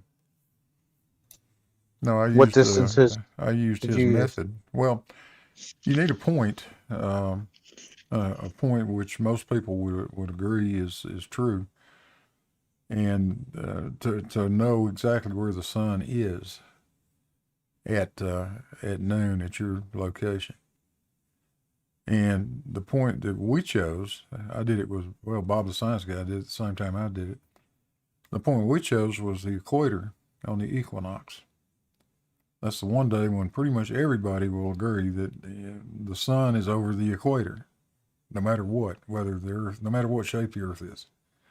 The sun sits over the equator on the equinox. And then I simply used Google Earth because I don't think those distances are in question to determine my distance from the equator to my position and up to Bob's position.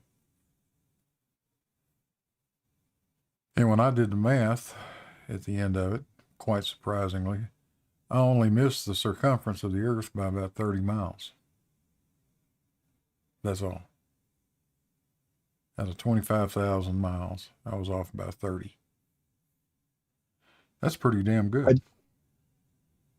I'd put 2 sticks in the ground in a nanosecond, but we've lost that technology. And it's a difficult process to get them back. lost stick technology. Lost I think stick. Is that what you're saying? I think Bob the science guy, he participated in one that was across the entire United States, I think. Wasn't it? Oh, there have been a lot of people that have done it. Yeah. When Bob and I did it, it was just he and I, but there have been other I shouldn't say attempts. It has been done by multitudes of people at the same time. But I'm talking about 20 or 30 people doing it. The one common factor among all of them is flat earthers have refused to participate in any of them. Yeah. That's not true. Like 2 years ago, there was a really big push to do it, for everyone to do it. And this chick, Tommy Ray, was doing it out of Denver. and there was a whole bunch of people, signing up and part of like a PDF instructions on how to do it and how to make it consistent. And in the end, they just said, like, without knowing how far away the sun was, it was inconclusive.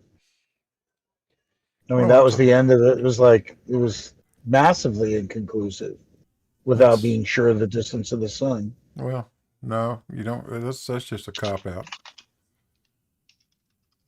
Well, they did do it, and that's what they determined is that, they had to use the estimation that was still done by pretending we knew how big Venus was.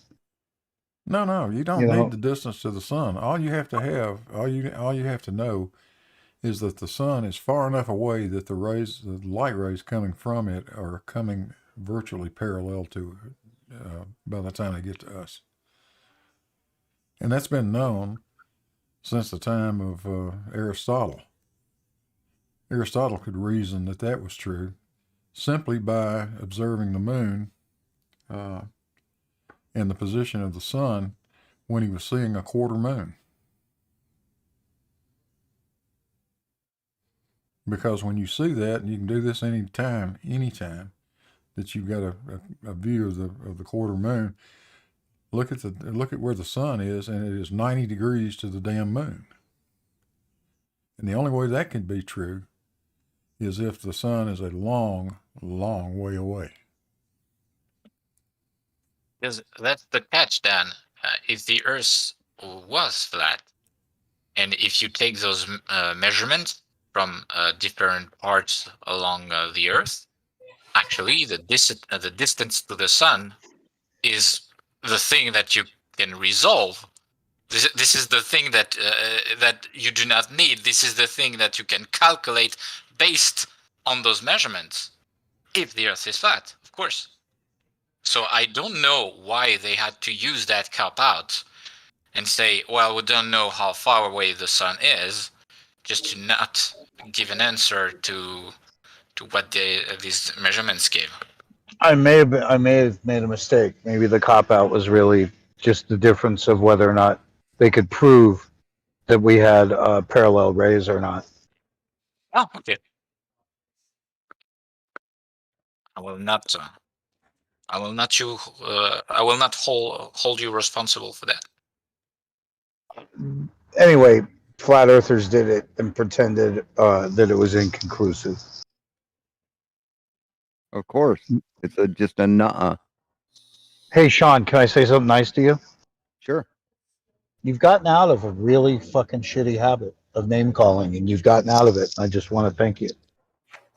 Okay, you're welcome. It's meaningful. It is. It makes I'm able to take you more seriously, and therefore it's meaningful. I mean, we don't even have to fight. It's just you used to just name call. It was like, really? That's what you're here for, is to call people names. So I think you've really grown out of that. I don't know if it's from patience or wisdom or what, but I appreciate it a lot. Congratulations. Thank you. Wish I could learn to shit cam my emotion and be more clear, Guess it's about growing up, right?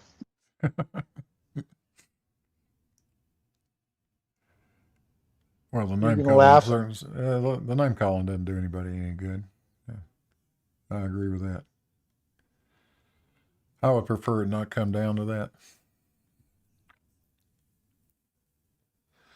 Not that I haven't been guilty of it too. We all have. Let's light this dumpster fire. Yeah. I like that. Put on your protective mittens. I like that. That's good stuff. Well, the discussion gets a bit heated from time to time, and it's going to happen, And that's okay. I don't mind that. You don't think that comes from your internal frustrations before flatties speak, before the flat earthers speak? You don't think it comes from Nah, not really. just trying? Nah. And what do you think of herd mentality? What do you think of I think now that the normies or the ballers are just trying to stick with status quo. You know, it's not like they really give a shit the shape of the Earth. They're just trying to stay with the herd, so to speak.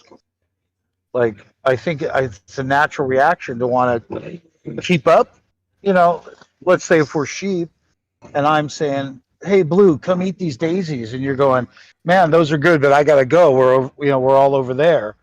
And I go, "Man, just hang out with me and eat this shit," you know. And you're like, "Man, the dogs are gonna come. You know, there's sheepdogs for shit like that."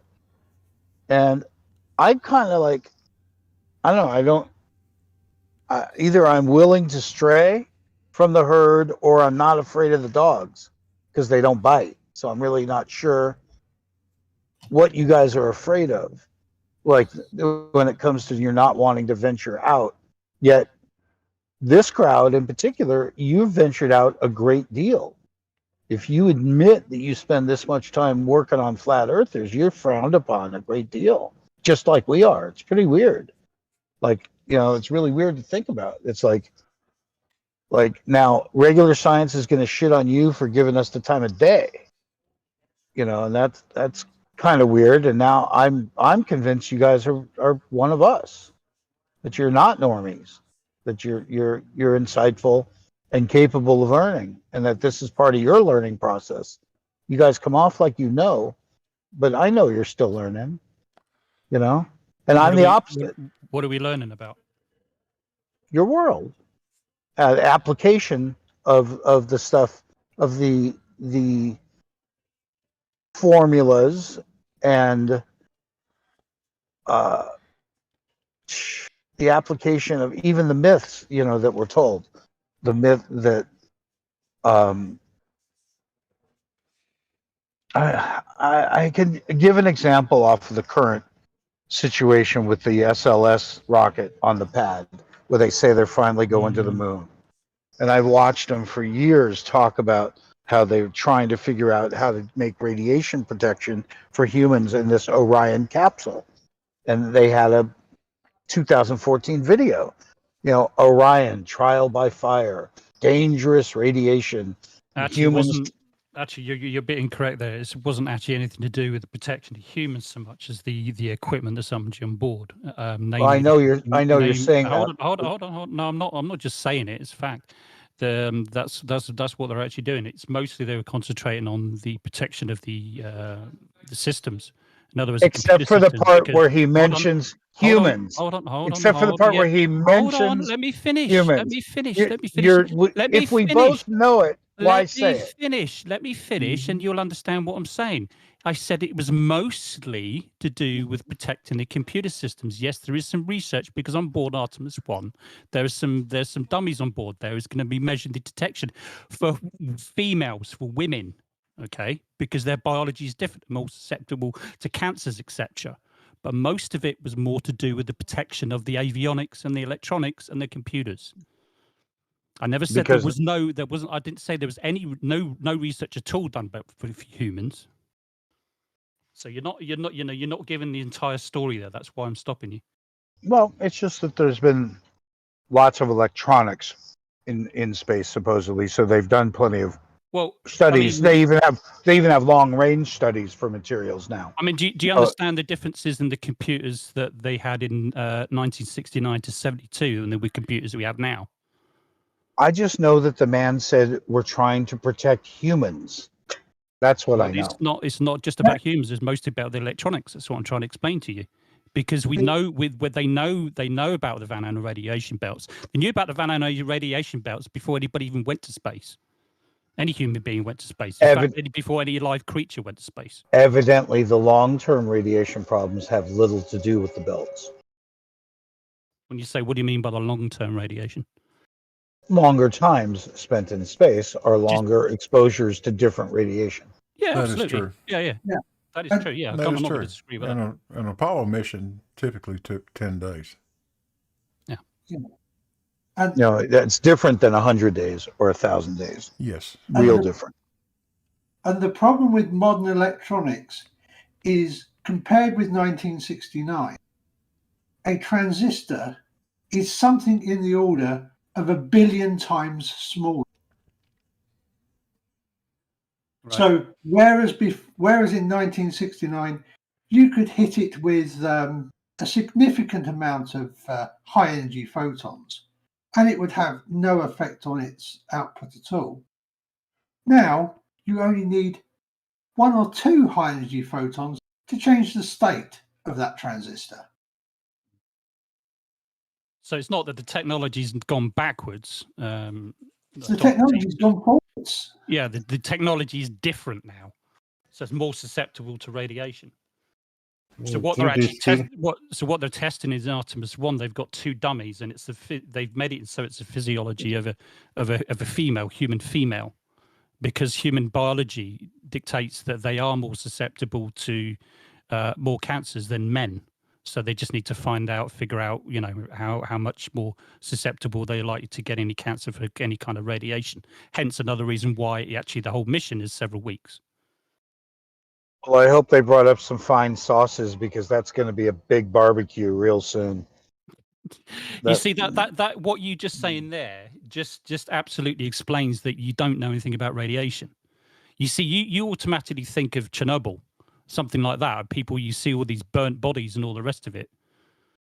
I don't think that rocket's going to fly. I don't think that program is going to. So you don't think it's going to fly at all? You don't think SLS is going to take off at all, ever? Definitely not. Okay, all right. It's a financial nightmare that they're pushing around to keep our economy going. So when you see that thing lift off, are you going to admit that it did lift off, or are you just going to deny it and say it's not real or it's CGI or something like that? No, what are you going to say? We're going to talk about how lucky they were, because they know that the solid rocket boosters can't do past 99% efficiency, so they're going to blow up. Nobody said that they work past 99% efficiency. Hey, mate. They don't. No, so it's a very dangerous rocket. All rockets are dangerous to an extent, yeah. And you mitigate that danger with all kinds of different things. And solid fuel is a backwards. Can you explain to me the relation between efficiency and risk? Nobody's ever said that any of the rocket engines, including the socket rail engines, work at 99% efficiency. They don't. Not even close to it. Yeah, I can answer your question. Was that Shaiki? Yeah. I can answer. Is the rockets, in other words, the what's the name of this program? The SLS. Artemis. Artemis is a relic left over from the shuttle and the 2014 Antares rockets explosions. The Antares system was completely scrapped because they chose to use engines that were 45 years old and that were developed by the Soviets, that during their testing found an impeller and pressure flaw that they continued to use rather than admit that they were having problems, and they sold these to the U.S. for $1.2 million a piece, 26 of them, and they're flawed. So when the answer to your question is, for instance, the Soviets have always had this quantity over quality thing, and that's what they did there. Is they didn't work on the quality. They figured they'd work that out later. They put out a large number in a Henry Ford assembly line fashion for these particular rockets, based on what their expected numbers were of ordering, as opposed to Americans, which are often hand built piece by piece. Are you saying that the engines, the Antares is the same as the shuttle engines? Is that what you're suggesting? No, I'm saying that they had to shut down that entire program because your question, I forget the 2 words you used about the difference between what and what. But not the difference. Well, your question was. Give me a second, guys. Shout out to David Lee in the chat for $1.99 super chat. Says Flurfs are idiots. Okay. Yep. Continue. Yeah, sorry. But thank you, David. I feel so much better. It's nice to generate funds, you know. So you didn't address my question at all. Between efficiency and what was the other thing? Efficiency And and what? risk and the Okay, so chances of things blows up. In this case, they knew the efficiency wasn't there, and they took the risk. And it wasn't until 2 Antares rockets blew up on the pad that they gave up. Now, the only reason I found any of this shit out is because there was a lawsuit regarding Sophia. Sophia, you know, the flat earthers think that the Hubble telescope is up in the 747 called Sophia. So it's interesting for me to watch the lawsuit and try and imagine, well, what's wrong? And I'm thinking, well, if you were contracted to lift Hubble and it never happened, you probably got a lot of research and development tied up, and you're pissed. You're suing over it now because it never went up. Because if you ask me, it never went up. The Hubble never went up in a rocket, if you ask me. Can see it What? still It didn't. there. It went up in a space shuttle. Maybe not though. And besides, it's about what they were planning, what their contingency plans, what their relationships were with these other companies, like not the ULA. I forget the name of it. I don't have it in front of me. It was another agency, basically a U.S. funded branch, through USCLS or something. I forget what it's called. But who pays for stuff was interesting. And that trail led me to find this set of rockets that they used. USCLS or something. I forget what it's called. But that's it. Pays for stuff was interesting. And that trail led me to find. Did I do that? Huh? Am I listening to myself? Jesus. No, that was probably me. Sorry. That blew my mind. Fuck me. Yeah, Don't ever do that to me, you motherfuckers. As soon as I heard you guys were talking about Sophia and Hubble, I had to jump on. So they are, in fact, not the same in any way whatsoever. I would just ask, please, let's check out Hubble. You know, it's like if you're up there in the shuttle, it's less than 90 miles away, you know, in height. And it's like it cruises, it has to zigzag around past quite often. No, And the fact that not zigzagging no, in anywhere. what way? What are you talking about zigzagging? Well, Where are you getting I'm that from? saying the idea that both the shuttle and Hubble have independent paths doesn't mean that they wouldn't come near enough to photograph. In other words, I believe you could find an angle to photograph Hubble for me just because. Not any other reason. Just Hubble saying, has been photographed many times. not as many as you. Just basically the service run. Yeah, just the service run. You know, just that. That's it. Shuttle, because they shuttle went actually, to it. yeah, shuttle actually went to Hubble several times, not just once or twice or You three don't times. really want to bring that up with me because they went specifically to bring it out of its decaying orbit, and they haven't been there in 9. No, they didn't. They Yes. they didn't. No, they maintained There's it no and they updated propulsion. it several There's times. listen. There's no propulsion on Hubble. Yes. So what? Okay. So well, the so what is that they used to drag it back out to 350 miles. So right. So there used to be a measurable decay. Well, yeah, they haven't mentioned that. They haven't mentioned it. Listen to me. You're not allowing me to finish. You could comment on the fact that they haven't done that in 9 years. And that it used to be routine. And it has to be Hang routine. on, hang on, Matt. It has decayed. Yeah, hang on, Dan, Matt. Let's let Rob Parks get in here. Professor Rob Parks. What's going on? My God, are you getting your ass bashed by QE? I listened to it all morning. Fucking could not believe the shit he was calling you. What an asshole. I can. If you've ever listened to, I don't know what he said, but if you ever listened to QE, I'm pretty sure I can guess what the fuck he had to say. Just name calling the entire time. Just name calling. What a piece of shit he is. That's his. That is his MO. He really has no points. His own citations debunk what he just said.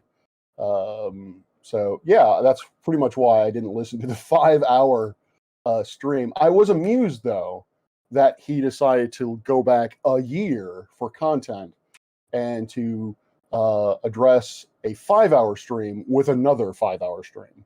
I agree. That shows he's got nothing to talk about. Absolutely. Yeah, but in terms of, like, I don't know what you want to say about Hubble exactly.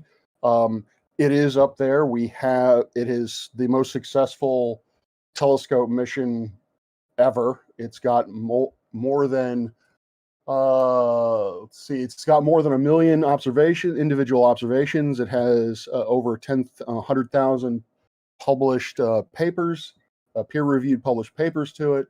The shuttle has gone there many times. You do know about the John Bassano calling up the wherever they operate HST out of. I can't remember where they operated, but he spoke to the guy.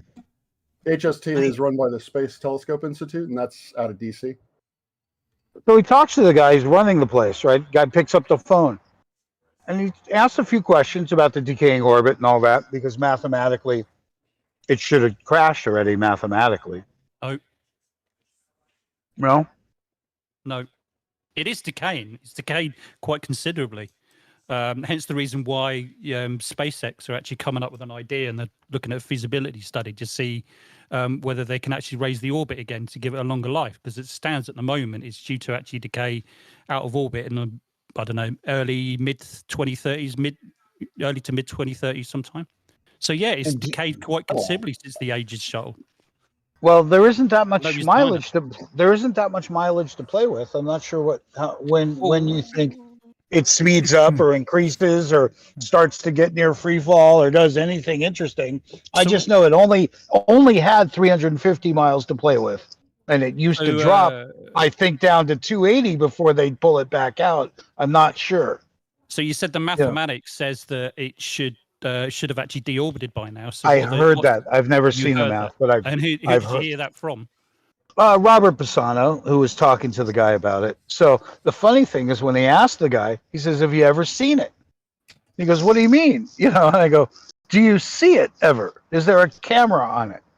He goes, "No, I haven't seen the thing in 16 years." And it was like, that's an interesting fact, is that there's no cameras on it. And we got cameras on liquor stores.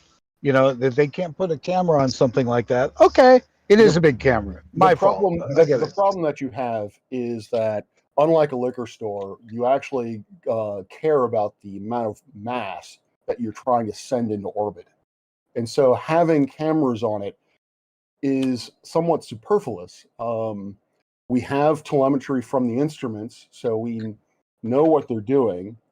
You're right. So there's no reason to have a camera to visually inspect them. All right, so let's go back to what I was saying. When you got a 300 millimeter lens and you're up there with Nikon cameras hanging out in the cupola, and there's 6 or 7 of them, wouldn't one day you just want to go, "Wow, there's some space junk. There's the Hubble. There's Webb. There's some other defunct stuff." You do realise that the distance between the ISS and the Hubble orbits and about 90 miles. I don't know what that means. The size of the Hubble telescope, you would never resolve it with a 300 millimeter lens. In fact, bullshit at 90 miles. Bullshit. No, not bullshit. Because you remember those photographs of those jet airlines I was showing you earlier, the ones that were not that far. They were taken with a 600 millimeter lens, not a 300 millimeter lens, a 600 millimeter lens. And those airliners are a fuck sight bigger than the Hubble Space Telescope. Well, to your point. Okay, go ahead. No, it may be difficult. I don't think it's impossible. It's impossible. You cannot fucking resolve it. So I can tell you this, and you can take it for whatever you'd like, but the U.S. Air Force is currently tracking all 10,000 plus objects larger than, I think, a wrench that are currently in orbit. So they know where Hubble is. They know where the ISS is. I don't know exactly how they track it. I don't know if it's visual observations. I doubt it. If I or give you radio- if I give you a hard time, could you shoot it? Could you shoot it? shoot what? An The Hubble object, Space a trackable object 300 miles away.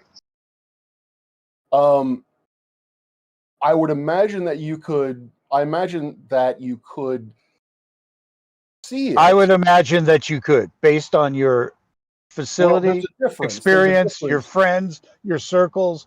I would imagine you could get me images of Hubble and Webb pretty easily. There is a critical difference, and this is something that I've noticed among flat earthers, is that, or flat Earth, is that there's a difference between observability and resolvability. You can get light from Hubble, sure, but can you resolve it into a extended object?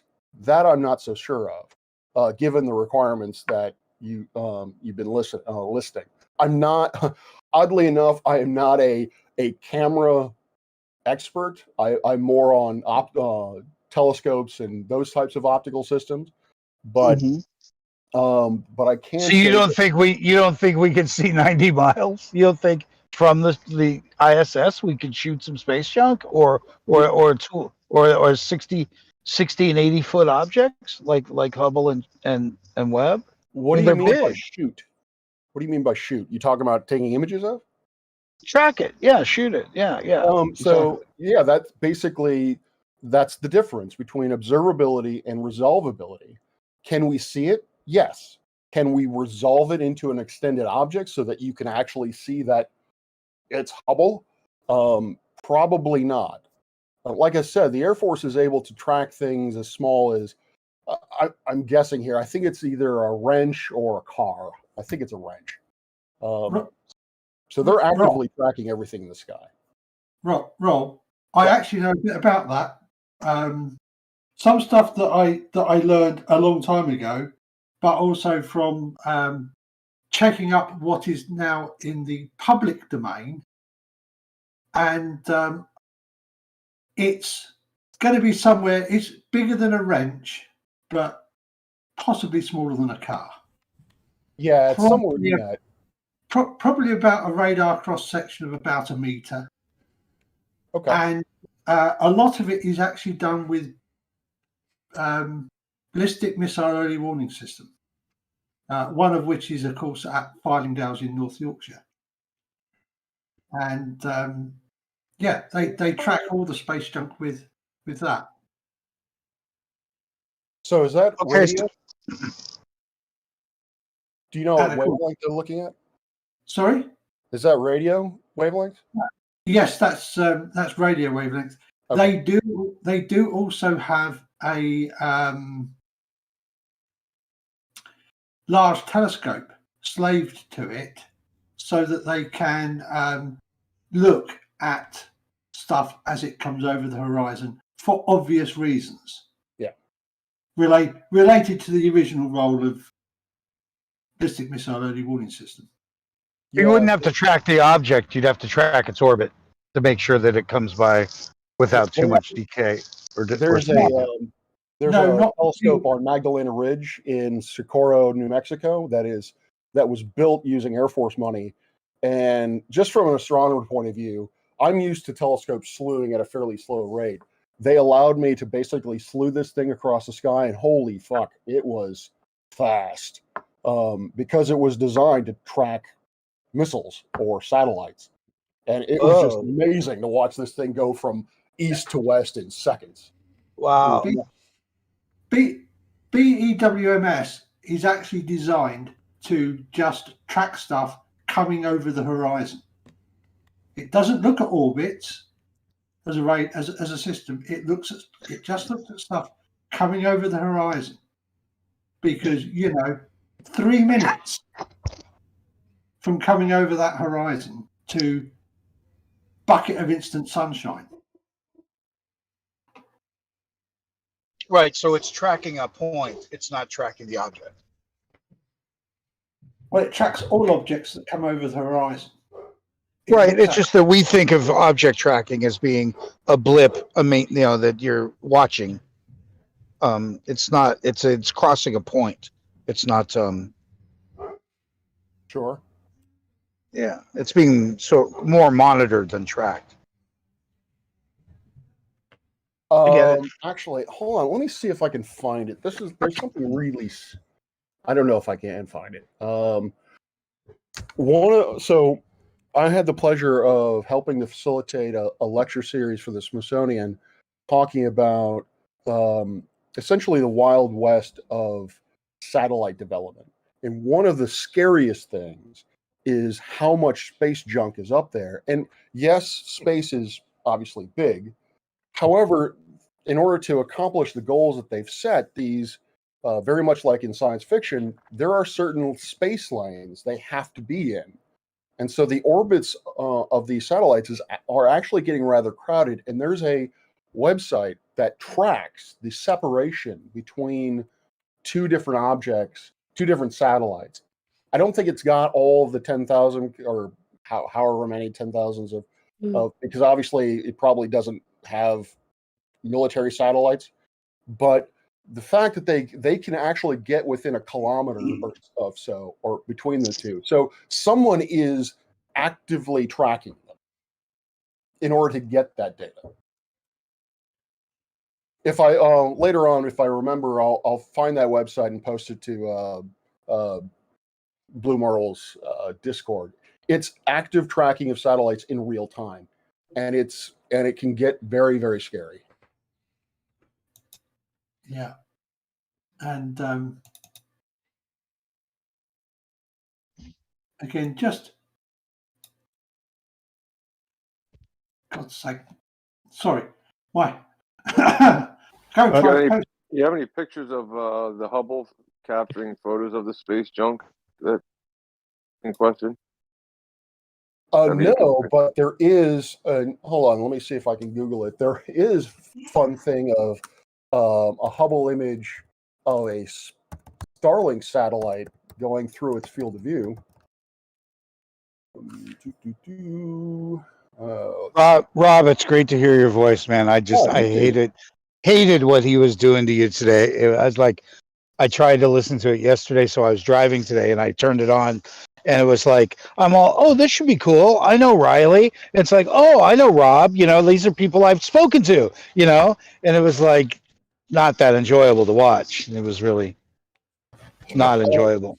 One of the reasons why I didn't watch it was, again, I knew what was going to happen. He was basically name calling. I am curious to know how many times he referred to me as Numpty. No, he went straight to like shit for brains and stuff. He went way past Numpty. I didn't get past 12 minutes of actual stuff, I don't think. And he called you dozens of names. Well, I appreciate that. I appreciate you saying that. It was awful. It was just awful representation of a human being he is. Well, yeah. I in two different because he tried to do the stream earlier that day. In that comment section and the comment section for the one he actually successfully did, the 5-hour one, I put in the comment section, hey, if you want to chat online, hook me up or look me up. And so far, crickets. I haven't even gotten any of his friends or any of his followers.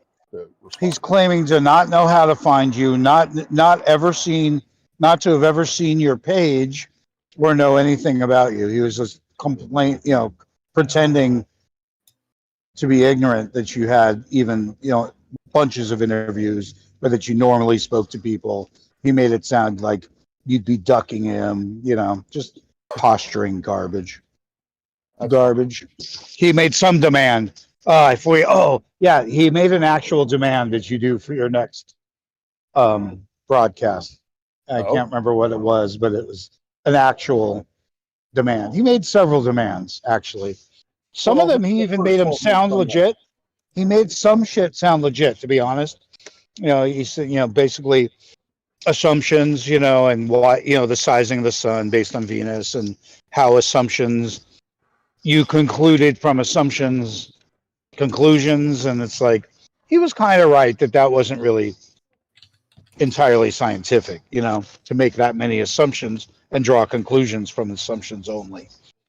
So I did agree with a couple of things he said, but that just didn't, I just can't stand that style of communication. And I appreciate you for ever having me in a conversation because I'm used to the name calling stuff. Dan, And I was away. I don't know if it came up, but my question is, why do you care if the Hubble is there or not? why do I care? What? Why would anyone care if the Hubble is up there or not? That's such an inane,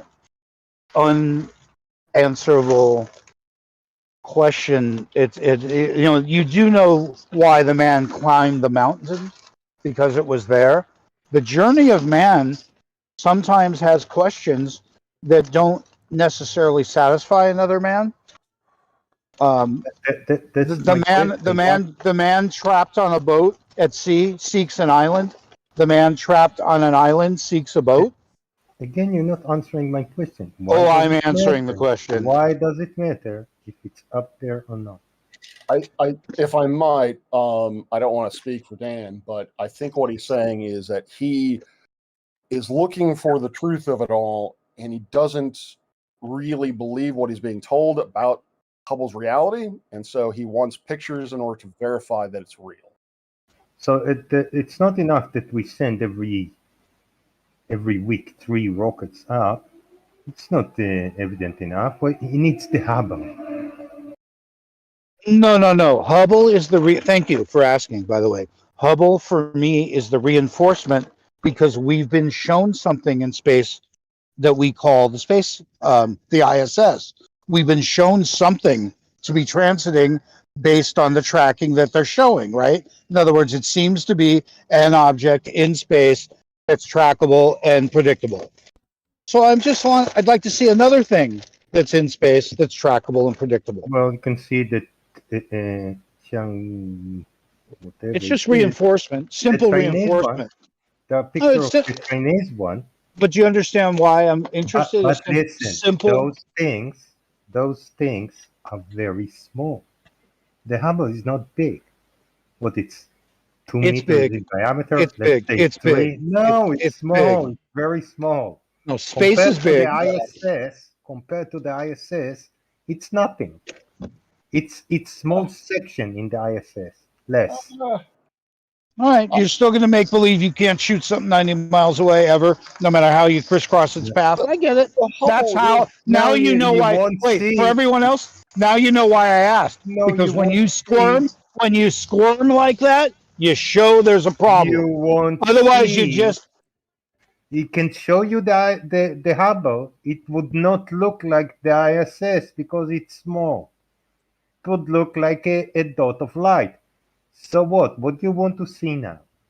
I just would like to be shot. I would like panning photography from the space station of things like objects like Hubble and Webb and objects like ground objects that stick up vertically, so we can compare. We can compare those directions, right? I wouldn't mind seeing the surface of Earth from up there. I really wouldn't. I can tell you right now, there is no way that you're going to that anyone can take an image that's resolvable of James Webb. It's just too far out. Bloody million miles away. Yeah, that's not going to happen. But using our telescope, and I can dig it up somewhere, we actually took observations of James Webb as it was moving out there. Based on where NASA told us it was going to go, we pointed our telescope where it was. We saw the thing move. And incidentally, we actually saw something that wasn't publicized. And that was that the James Webb, as it was going out, was rotating. And it had a measurable change in brightness. And the reason why it was rotating was had something to do with trying to get it out there, something to do with its propulsion. I've forgotten the explanation. Was it rotating or tumbling? Spinning. It was a controlled spin. I define spin as having a single rotational axis. I define tumbling as having 2 or more rotation axes? Well, if you were out of control, you might not designate the difference. So you saw the James Webb telescope from the ground. How far away was it? Oh, it was on its way out. I can't remember the exact distance. It was basically, I would say, it was beyond the orbit of the moon. Yeah, I'd have to check on that. But when I say we saw it, what I mean is we saw a point of light that corresponded to James Webb. It moved just like it was predicted to move. It just didn't. It was just changing in brightness, unlike what we were told. Unlike what we expected, which was pretty cool because our director actually has friends over at the Space Telescope Institute, and he brought it up to them. And they're like, "Oh yeah, it rotates." So, yeah, that's expected, which I thought was just really awesome. So you concluded it was rotating because of the variation in light. Yeah, essentially the thing it doesn't have a uniform reflectivity, and so some portions we got a brighter part of the satellite, and other portions we got a darker part of the satellite.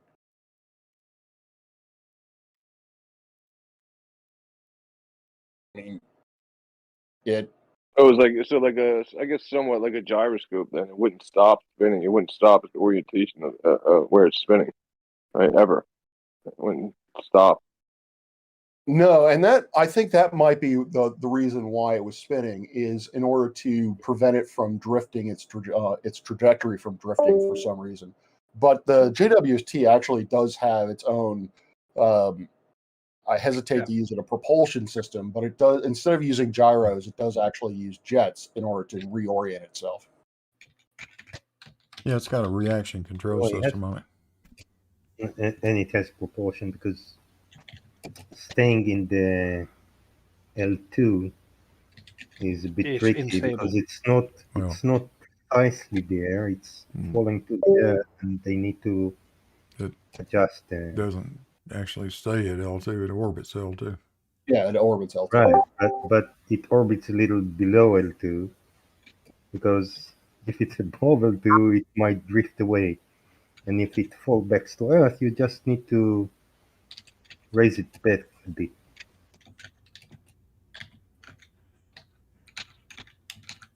So yeah,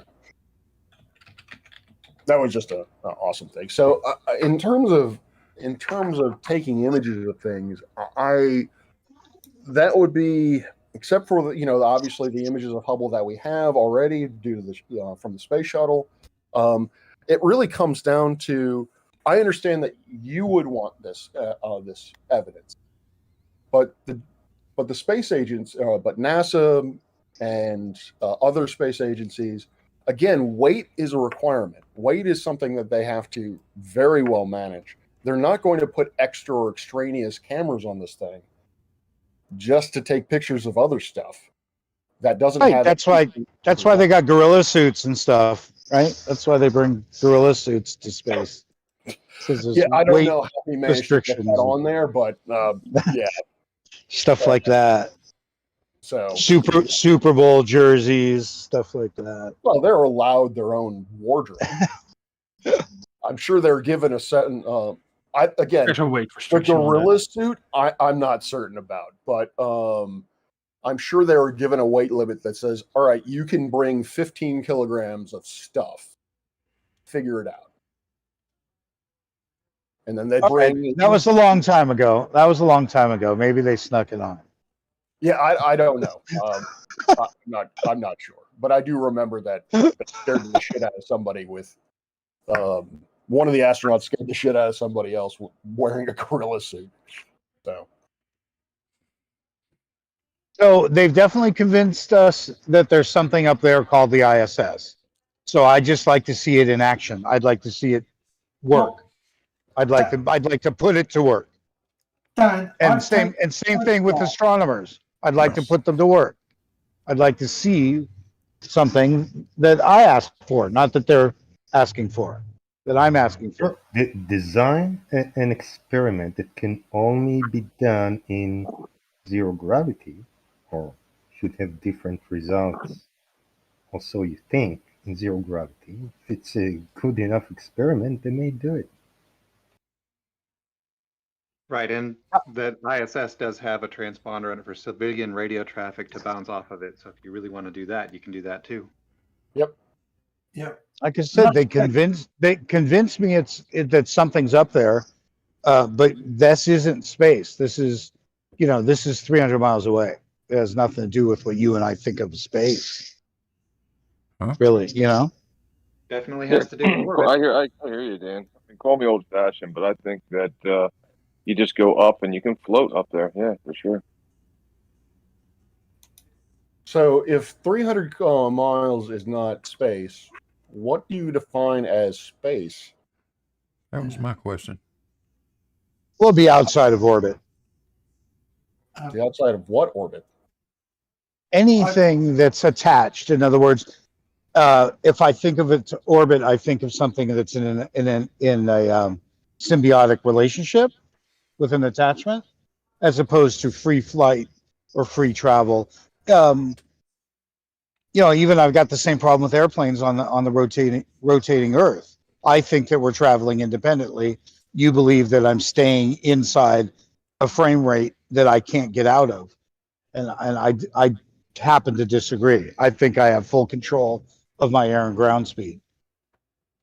So we're going to have a lot of differences of opinion. That's of where. like the. Sorry, Dan. Go ahead. Nothing. It's just this, I'm not sure when it starts to come. What's real speed? What's true speed? What we're really talking about. But some of these objects are large enough to spot. I'm being told now by optical experts yourselves that it's impossible, and I find that silly. Again, I want to re-emphasize that I don't think what people are telling you is that it's impossible to see them. It's impossible to resolve them so that you can clearly see, that's Hubble. You can see it's impossible to prove at 90 miles away from the ISS. You can't take a picture of a 60-foot object. Dan, 42 and a half. Dan, the ISS is not an observatory. That's not its purpose. It doesn't have the equipment on board to do what you're asking.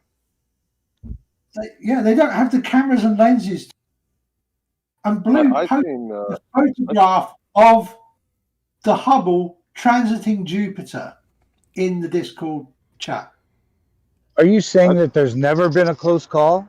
And if there was, they couldn't photograph it? Is that what you're saying? They've never flown past a piece of anything and gone, wow. It's possible that they have not flown very close to each other. It's very possible. And also, do you know what the relative speed between the two of them are? I know. If you're trying to take a picture of a bullet that's traveling at a fraction of the speed of these two objects that may be passing each other, it's exceedingly difficult to get your frame rate, your shutter speed fast enough to take a picture of an artillery round that's passing by your head within just a few feet, much less Pretty good point. Okay. 90 miles away, traveling 10 times faster. Yeah, I did not consider that. So now I'm back to asking Rob to shoot it from the Earth. So yeah, you're right. It would be very difficult to intersect, to catch anything going past you at that kind of speed. I think that's what the James Webb claims to have a great shutter speed. That's why it is able to capture photos. So I will have to look into how fast Hubble essentially moves across the sky. The problem, the only problem I can foresee from actually seeing the light from Hubble is whether or not I can actually track it. If it's slow enough, then I possibly could track it, and I can give you an image of basically what's going to look like a point of light against a field of stars, and then I can show you what that field of stars looks like when Hubble isn't there. Without it. I think it's going too fast for you. It's going like 17,000 miles an hour or something. Well, no, what I would be concerned with is what is its basically rotational speed. What is its angular speed across the sky? Because linear speed really means nothing to me at this point, or in calculating things. But I want to address one thing. I actually have a public night that I have to go MC in about a half hour. But I do, if people let me, want to address one point that he was talking about in terms of what space is. If you are defining space as where essentially things no longer orbit, that is a problem, because the orbit is dependent upon the velocity of the object. So if you have something moving in the right speed, you can have something that is orbiting at a tremendously far away distance. So, I mean, just for example, with the Earth and the Sun, we're 149 million kilometers away. The Earth is orbiting the Sun. You have Pluto, which is 40 times that distance. So, I just mean the difference. The difference between something traveling and something local to another object, is what I meant. Is by space travel, what we call space travel. How far is local? Of course, these are subjective questions, right? ICBMs go, I think, up to 2,000 or 2,500 kilometers. Is that space? Yeah. Thanks, guys, for having me. I got to go. It's been fun. It's been fun. Cool, Rob. I'm glad to hear from you. Thanks, Rob. Rob, just before you go, mate, the two pictures of the ISS I posted, although the orbital speed's about 17,000 miles an hour, as far as I'm concerned as a photographer, it's moving really slowly across the sky. Because I'm more used to panning and following targets that are doing 300 miles an hour, but are only half a mile from me. Yeah. So the ISS, I do know from watching videos of it flying across the moon. It's faster than our telescope could track. So I couldn't take an image of that using our 32-inch. But relatively speaking, it's not very quick. Because it's so far away. The angular speed is very low. It's equivalent to when folks say, "Oh, we're rotating 1,000 miles an hour." True, Yeah. but if you want to look at it, we're looking at what is it? 360 degrees divided by 24 hours. Whatever that is, I think it's less than a second, or I don't know. It's very, very slow. That's what I'm trying to get to. Yeah, I mean, it's basically 15 seconds of arc every second. Yeah. But yeah, I mean, I'm hand holding those photos, but I'm only swinging a 95 millimeter front element on a 600 millimeter focal length. And also, I'm being prompted from the this is no longer to you, Rob. I'm being prompted from the chat to get Dan to actually address the fact that Blue posted a photograph taken from the ground of the Hubble transiting in front of Jupiter. That was obviously taken with a big telescope. Did I miss that in chat? He wants me to say I missed it in chat. Yeah, I missed that in chat. Yeah, I'll go back. Caught me. And you missed most everything, but There what it else is. is new? Yeah. I know whose voice that is. See, I'm working on them on my phone, so I can't really see, but I know since you never have anything to bring that it's you, Matt, the show. I bring lots of stuff. You just miss. You just whiff on everything. That's all. What did you bring? What did you bring us? I don't know. What you want? What we're talking right now. We're talking about taking shots from Hubble of the ISS or something. I don't know. I came around because you guys weren't talking about shit, so I was just trying to help out. Talking about Bev when I came on. Yeah, Think that's a about waste that. of time. Oh, right now, the last thing we were talking I about was- was the flat Earth adventure ride. You know, that's that really exhilarating ride where they strap you in and spin you around once every 24 hours. You know, and that'll really that's I such get a it. thrill ride. So actually, I am doing a job. I've been sitting out in front. Oh shit, my phone's ringing too. I'll try and talk to Actually, you guys if later. that's the Hubble, and he has a 32-inch telescope, he should be able to resolve it pretty good. Yeah, the trick is like in that instance where you've the shot with it transiting Jupiter is the fact that you can track Jupiter and have it then transit across the frame. Well, you can aim the telescope anywhere in the sky and just wait for it to transit. It's not a problem.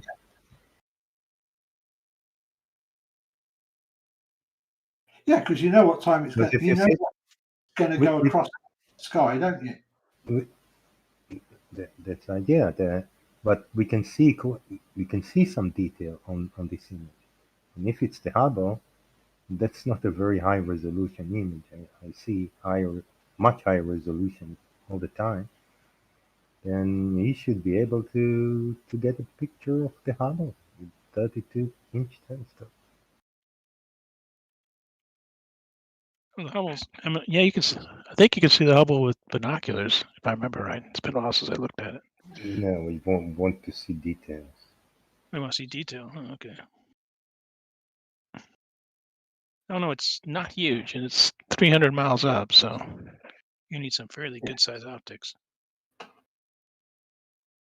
32-inch telescope, it's pretty good size optics. Yeah, it is. I wonder if you can swing it fast enough. Don't need to swing it, just get pictures like this. If short enough exposure, you should be able to see the details. You'll be able to see some detail. Hubble is also in a 28 degrees orbit, so if you're too far north or south, you won't be able to. This telescope is the one that took this picture should be fairly small. And like Hubble's in 28.5 degree inclination, so if you're too far north or south, you won't be able to see it, let alone take a picture of it. I guess it might be a bit tricky seeing it here at 52 and a bit degrees north. Yeah, it's going to be tough. It'll be down at the horizon. I mean, I'm quite lucky because I've had ISS up at almost 80 degrees. Right. Well, the ISS is 51, 53 degrees. They launched that so the Russians could launch out of their place and not overfly China. Yeah, it's I think it's I don't think I've ever seen it come 50 or 60 miles south. At its most. Yeah, when it comes closest to me here. Here in the U.S., we'll get some really great views, almost directly overhead. Yeah, horizon. United Israel Kingdom too. Yeah. United Kingdom is about as high as it gets. Yeah. Or north, not north than that. Yeah, I think actually it at its limit it pretty much goes directly to boy.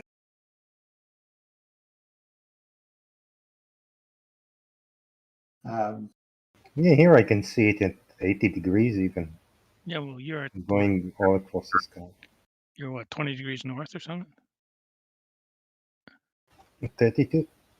You're 32? Yeah, very close to 32. Yeah, he's just outside Tel Aviv, aren't you? Right. I thought Tel Aviv was I'm on in Tel Aviv, on the skirts. Oh, okay.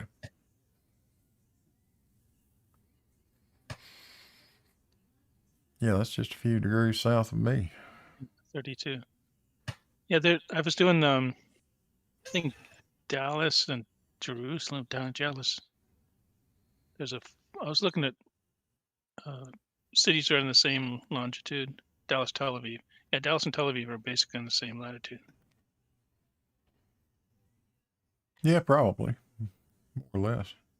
Yeah, within a couple degrees.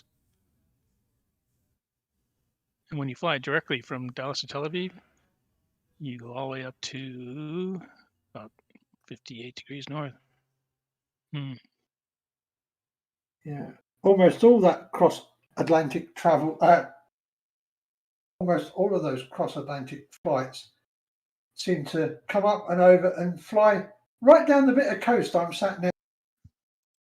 Yeah, the other one I was looking at was London, or is it Paris to Seattle? That's it. And Paris to Seattle, they're both on basically on the same line of latitude. Paris is a little bit further north, I think. But when you fly, you're up over the Arctic Circle. When you fly, there's a nice straight line between those two. I wonder how that works on the flight. So, same for London, of course, because Paris and London are Well, London's further near north. near as damn it. A little bit. I was going from. I was trying to get as close as I could for flurfs that are. Yeah. All right. Okay. I think there's a group. Go ahead. Go on, Jake. According to Google Earth, I'm at 32 degrees, 3 minutes, and 54 arc seconds. Yeah, so you should be able to see Hubble then pretty good because Hubble's at 28. So when it passes over me. Hubble's a lot It's dimmer not than very the often. ISS though. Let's see. What's my? You'll probably have to look at it on YouTube because I don't think I can put it up on Discord, but there's the Great Circle route from Dallas to Tel Aviv. Yeah, and it goes up to 50, almost 57, well, about 57 degrees north. Yep. And right over Frankfurt. So when you fly Lufthansa, you land at Frankfurt and catch another plane into Tel Aviv. I mean, it's almost directly overhead Frankfurt Airport. It's really bizarre.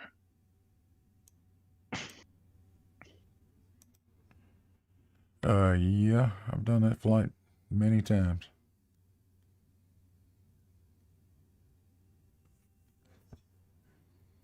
Wobbles around a little bit because there are some spots over there you don't want to be flying over the top of. Oh, true. Especially in today's day and age right now. You Yeah. don't want to be anywhere near, although they're pretty far south. But yeah, you're just a little bit south of Frankfurt. Next 10 days. Right over Salzburg.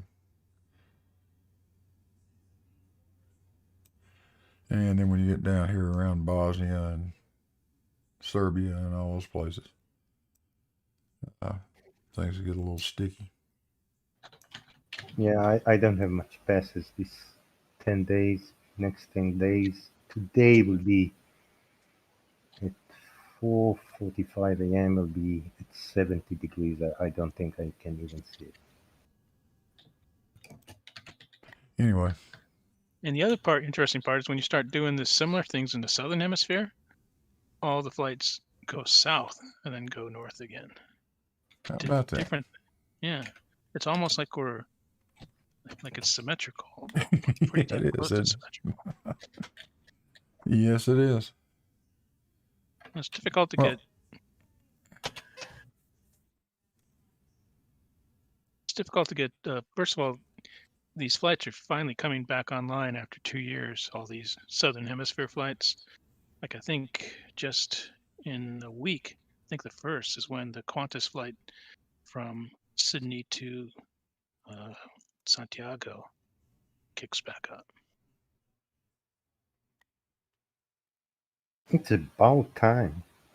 Well, only 12% of the people in the world live below the equator, and most of those peoples are Indonesians and Brazilians.